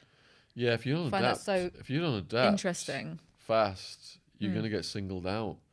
So I'm in shock, aren't I, first few days. They've got a guy in the shower. The ABs are just battering the hell out of this guy. But they left him whimpering in a pool of blood. This is within the first few days. They think he's a chomo. And then this big guy with cobwebs tattooed on his neck is like, well, how come we can still hear him? You didn't smash him good enough. So he just went in on his own and gets this guy's head like he's trying to crack open a coconut. So this guy looks dead. And then as a security guard comes in, does a walk and sees it and lock down everybody, we all go back to our cells. And I'm looking through the plexiglass at this guy on the stretcher. And there's not just blood coming out of his head, there's like yellow stuff coming out of his head. He looks dead. So that's compounding my shock now. Already in the horseshoe section, gangbangers are fighting and people are getting dragged out and put in restraint chairs and spit hoods put on them, and they're like this in these restraint chairs, and blood. There's blood on the fucking walls and madness, and you think it's going to pop off at any moment. I've got through that. I'm now settled in a cell, and now I'm seeing someone I think who could have just been murdered in front of my eyes. So I'm shitting myself. I'm not a tough guy. And then they coming up to me then. You got to get that look off your face. Otherwise, you're going to get preyed on. So 6 months later, I'm like, dead eyes. You got to have dead eyes because any sign of emotion will be exploited. But it's fake. Inside, you're still shitting yourself the whole way through. Your adrenaline's still going off. So a year in, when I got moved to max security, I didn't know anyone at all. I'm thinking, right, I've got the jail walk down. I've got the slang down. I'm entering an unknown now, whereby the white gang, this is max security now. It's going to be all murderers, basically. And they're going to decide whether I'm accepted or brutalized. So I walk up to the Woods table. This is the white guys call each other Woods. And the head Wood is like, where'd you roll in from, Wood? This guy's Bullet, he's a murderer, head of the gang. I'm like, Towers Jail. He's like, you know, why they move you over here? I'm like, my bail got doubled from $750,000 to 1.5 million. He's like, what the fuck did you do, Wood? And I'm like, you know, explaining my charges and everything, all using the prison slang back to him that they know. And I'm knowing the whole time the whole table's watching me and they're watching him because they want to know what he's going to decide about me. This is life or death potentially, or at least I could get a beating. So he's like, you can't sit at the table because there's only so many seats, you know. You stand and talk to us and then go back to your cell. And I went back to my cell after they grilled me. And then I'm waiting in my cell for the verdict. And he comes down with all his case paperwork. And he's seen through my tough guy act that I'm an educated person, a resource to him. Because a third of them can't even read all right. So that's how I fit in. Yeah. That was my currency, my education. Yeah, because they would come and have you read their charges and help them out. Because I was quite, I read Hard Times, and there are a few things that stuck out to me. Number one was the conditions of the cell. Yeah. Cockroaches. Like, what was it? Did you get a blanket and like put it all around your face so like cockroaches wouldn't go? Like, how bad were the conditions of the cell? All right. When I arrived at the maximum security Madison Street Jail, 2003, it was my 1 year in after my bail had doubled. It was about 2 a.m. when I got to the cell. It's a 2-man cell. I think that's an improvement. There's some light slanting in from the day room. My cellmate is on the top bunk at the back, cocooned in a white sheet. Like, this is fucking strange. The bottom bunk is available. Now, where I come from, people fight over the bottom bunk. So I'm wondering, why is he giving me the bottom bunk? Something dropped off the ceiling and bounced off my shoulder. Holy shit, what's that? I'm looking at the walls and the ceiling, and there's this weird movement, like a swirl effect, like acid shit. And I'm like, fucking hell, I'm tripping because I've been up, you know, I've not been able to sleep. I better take a closer look. So I put my face right up to the wall. It's covered in American cockroaches. And the reason he was asleep on the top bunk, this is a very old building. It's closed down since. And there's like brackets, which bracketed to the wall, and like massive holes. And they're just pouring out of the holes onto my bunk where I'm supposed to sleep. And the reason he was wrapped in the sheet is because he's left a breathing hole like the mummy, just so they can't crawl on him. But they do crawl on you. You've got no choice. So 8 at night is locked down. 10 is lights out. By lights out, they're already lined up in the cracks. They know. They know what's got. You know, they can't wait to fucking invade and try and eat your fucking toenails or whatever. And so as soon as those lights go out, you got to wrap the sheet around you. But then it's 50-degree heat. You're covered in bed sores and skin infections, and look like I spilled battery acid on my leg. And because of the heat, you're sweating constantly, so your skin's soggy, so you're itchy and you scratch yourself, and clumps of your own skin comes off under your nails. So in the end, you're so hot with this sheet around you, you just throw it off and let them crawl on you. And they start on your feet.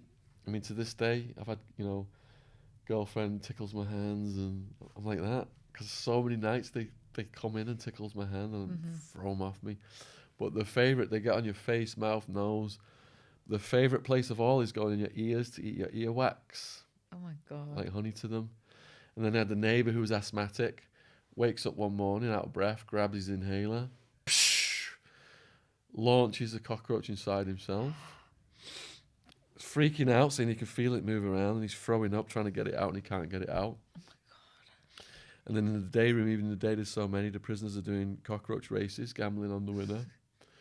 But I lived with the roaches for a year in that Madison Street jail. So I got familiar with all the habits. And you've got to, if they're going to be your cellmates, like any other cellmates, you've got to adapt to coexist with them. So you learn everything possible about them. So they're very sneaky at pretending to be dead. So if you throw them in the toilet, they look like they've drowned, but they're just compressing oxygen to themselves. You'd see them pancaked. People would just get the shower sandals on them and reading a book on my bunk. There's a splattered one over here reading the book. An hour later, it's like reforming. It's coming back to life, and it's just running off. And like, if you do start battering them, they communicate by chemical signals, and all these warrior ones come running under your door like, "What's going on? What's going on?" And then pregnant ones, the worst is if they give birth under your bunk or in something in your cell, because it looks like a piece of a worm, the sack they've got the babies in, and they try and attach it under your bunk or to a book or something. And once that pops, all the babies are just running around everywhere. And there was white ones, I don't know if they were shedding the skin or something or what, but they will eat through your commissary bag, your paper bag that's got your peanut butter in. They'll eat like eyelashes, they'll skin flakes. They just can survive off anything. Yeah, Paper, they're so they'll eat resilient. paper. Yeah. Yeah. So you give up trying to kill them. Sheriff Joe Arpaio gave out these toothpaste packets. It was called Amer Fresh, AMER Fresh. Years later, it came out, they were from China, they had some toxic antifreeze in them. I guess that's why he ended up with them. Oh, God. Yeah. So I would cement all the cracks. I'd save those up and cement all the cracks because they moved you around periodically. So I'd get up to a place, got a load of Amerifresh, seal all the cracks. My cell smells nice and minty, but they would still get under the door, but that was the minimization of them with the cracks sealed. I remember one time I just sealed all the cracks. I was so proud of myself. And I heard over the intercom, Attwood, roll your shit up, which means they're moving you to another part of the jail. Oh my God, I got to this part of the jail. It was mayhem with the roaches, and my cellmate was saying he was sleeping with a towel wrapped around his head so they couldn't get in his ears and eat his earwax, and telling me a story of some woman who one went in her ear and it didn't come back out, and she had to have an operation to get it out. But they're funny when you sat there reading all day, just watching them do their maneuvers around you for a year. Basically, that was my life. So I just had to coexist with them.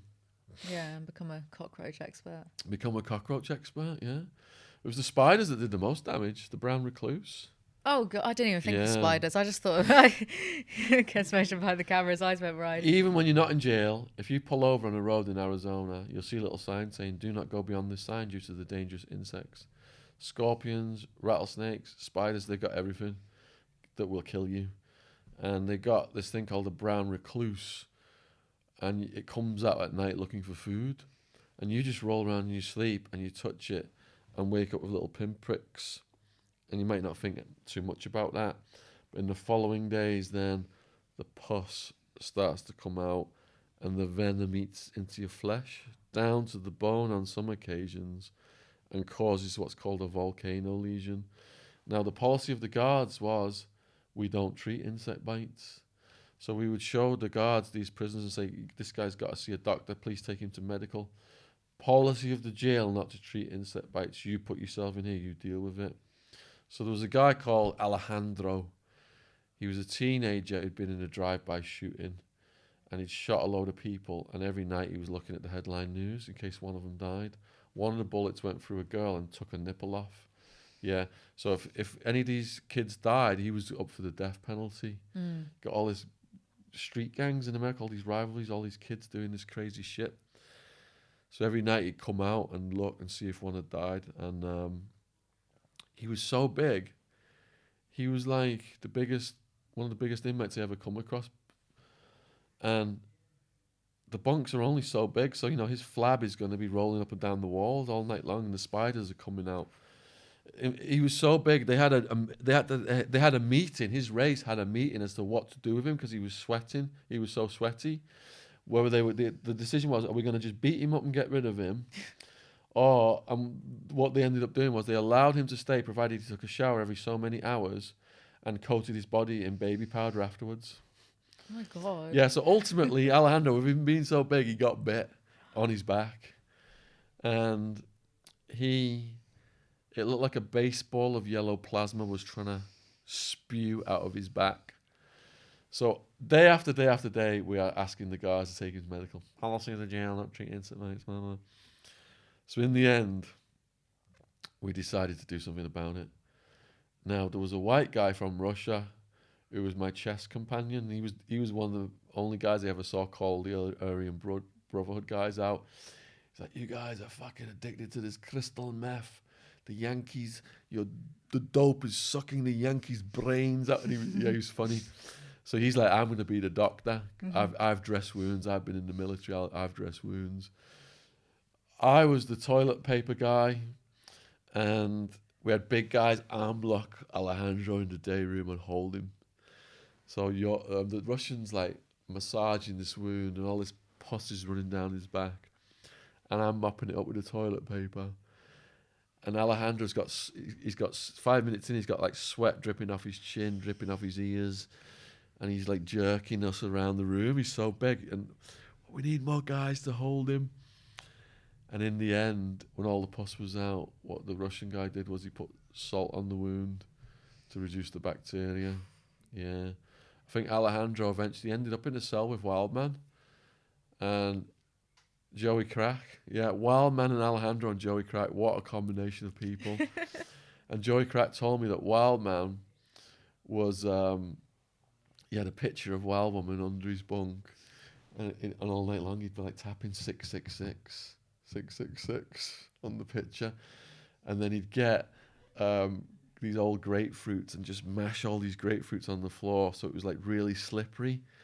And then Alejandro had to be up to get to court the next day. They wake you up at midnight and you're in holding cells all night long. So Alejandro's got this really serious case, he's facing the rest of his life, and he'd get up in the night and just be slipping and sliding and all this grapefruit shit all over the floor, which amused the fuck out of Wildman. And then eventually Alejandro came back and he'd been sentenced to like 90 years or something ridiculous. And they had a last conversation with him, and then he was taken off to suicide watching Supermax. Yeah. But when I got moved to Max, then I started a competition for the prisoners called Sufferer of the Week. So if you had $20, you could spend $20 a week, right, on your commissary. You could buy peanuts or a Snickers bar or peanut butter. So literally a Snickers bar was a meal for me because I couldn't eat the crap. And a peanut would be another meal for me. And so if you won this Suffer of the Week, you got the jackpot of like, a couple of items, 6 items maybe at the top range of it. So this one guy, the brown recluse had bitten his thumb. And his thumb in the beginning, it went red, and then the pussy's coming out, and it's eating the flesh, and it's going blue, and then it goes purple, and it goes black. This is day by day by day by day. And every day, he's asking the guard to take him to medical. And it's like 2 weeks in now, they're changing the colours, and it's black, and mould is growing on it by now. So they're like, we've got to take him. The mould is they cut his finger off. They had to cut his finger off. Yeah, you're dead at that point. And he comes back and he says it was all worth it just to win the Suffer of the Week and get the Snickers bar.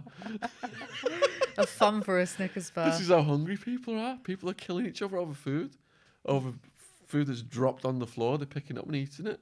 Well, that's the second point I came to when I was reading this book, just how inhumane the conditions really are. Everything from the health and hygiene, how you've got all these sores, and then it takes ages to see the prison doctor. You're not allowed to for the insect bites. The food, what's it called, Red Death, the mystery meat slop that sometimes had a dead rat in it. Yeah, and we gave a rat back to the guards one time, and they said they would investigate it. And they came back later in the day and said it was just a potato, so we couldn't sue the jail. Rat. Yeah, so we couldn't sue the jail. Yeah. Yeah. But boxes were taken from the kitchen into the hands of lawyers suing the jail that said not fit for consumption. They were using canned food from the 1970s, and they were going rat-infested neighbourhoods and picking up all the dirty old fruit and giving us for breakfast. And the mould on the bread, if the bread was stale, we'd put it in water and swill it down. Or just try and get the mouldy part off and just eat it. I lost 2 stone on remand. By the time I got to the sentencing hearing, my parents said I looked like a concentration camp survivor. Yeah. And some people might listen to that and be like, well, prison's not meant to be fun. You're not meant to have Xboxes. But these are people who haven't even been sentenced yet. And what also struck me was it sounds like a lot of people in there, a lot of the people from your book, Hard Time, it sounded like a lot of them just had really severe mental illnesses. Biggest cause of the mental illness. So the media keeps people hating on prisoners.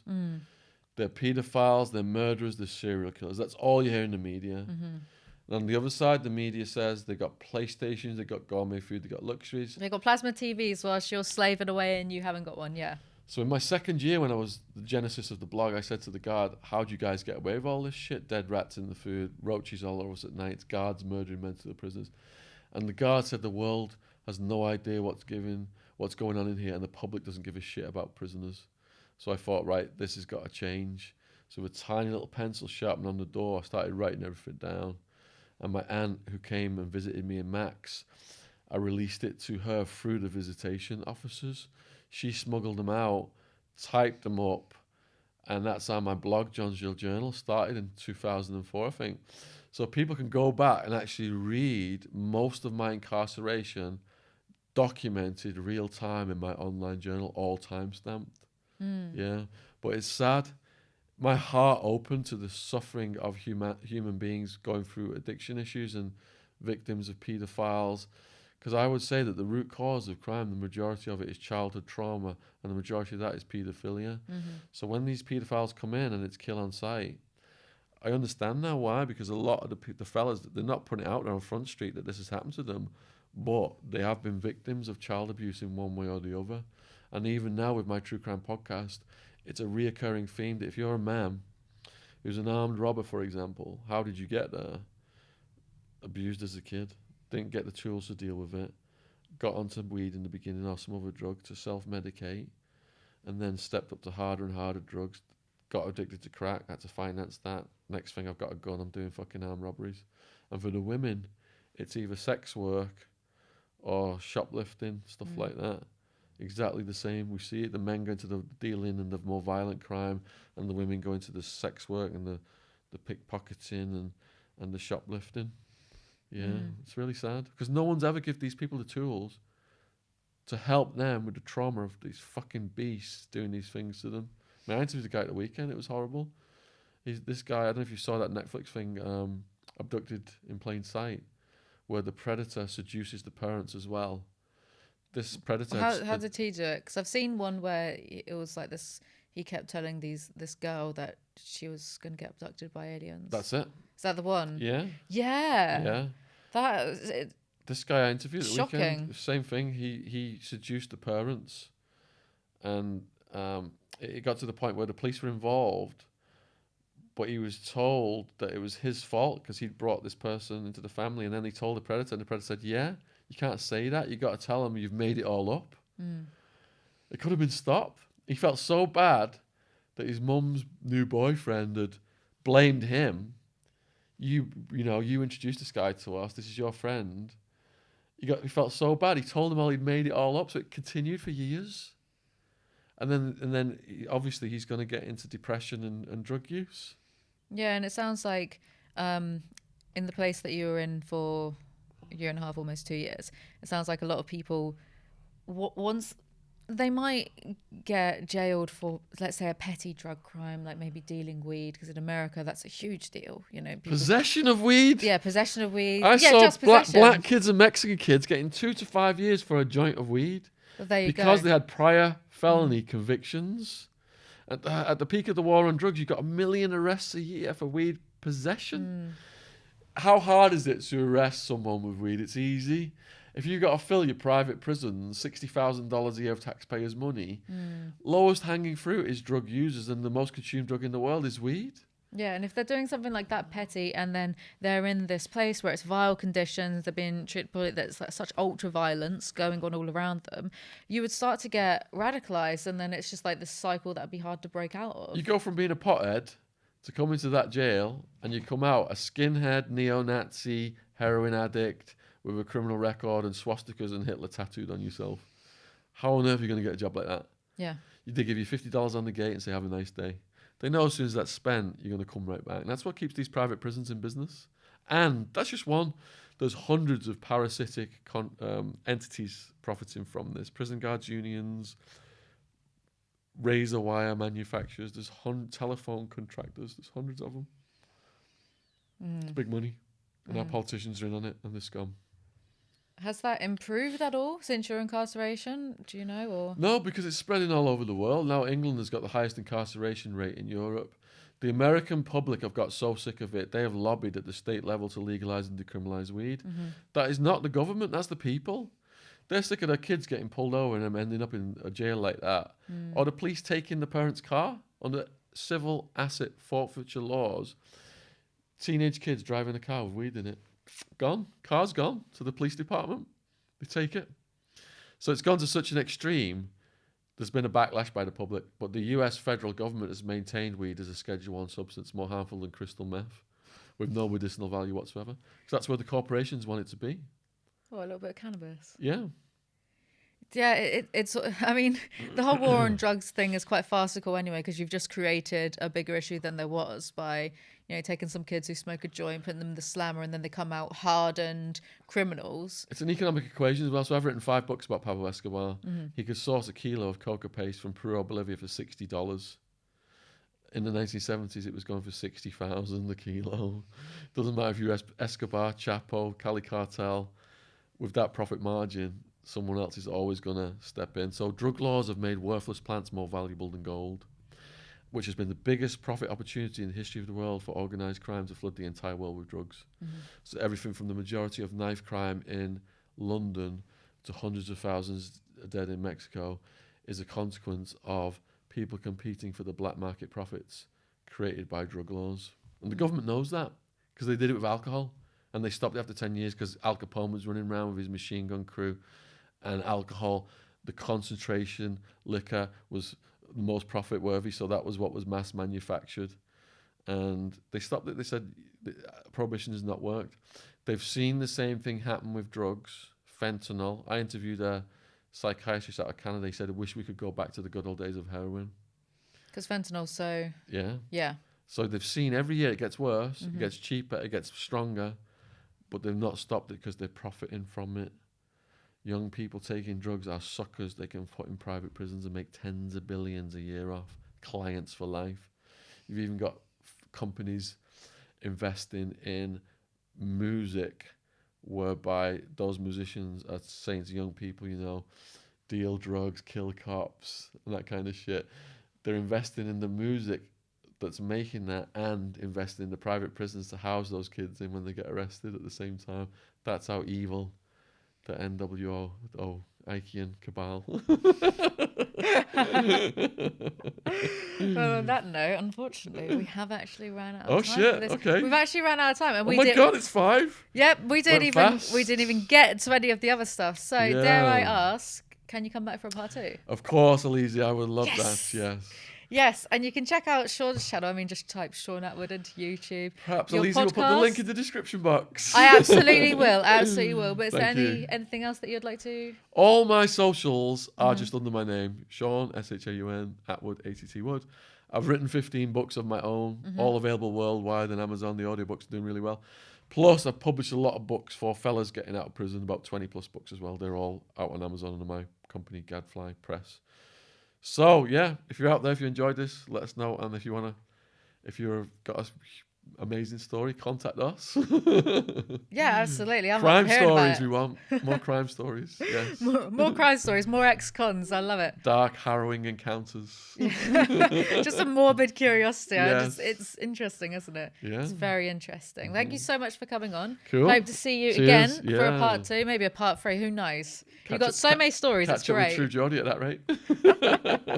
Yeah, he should come on as well. But anyway, that's all from us today. Remember to like, comment, subscribe. Follow me on Spotify. Not me. Don't follow me on Spotify. I'm not on Spotify. Follow the Alizee Show on Spotify and iTunes. All that good stuff. And I'll see you guys next time. Bye.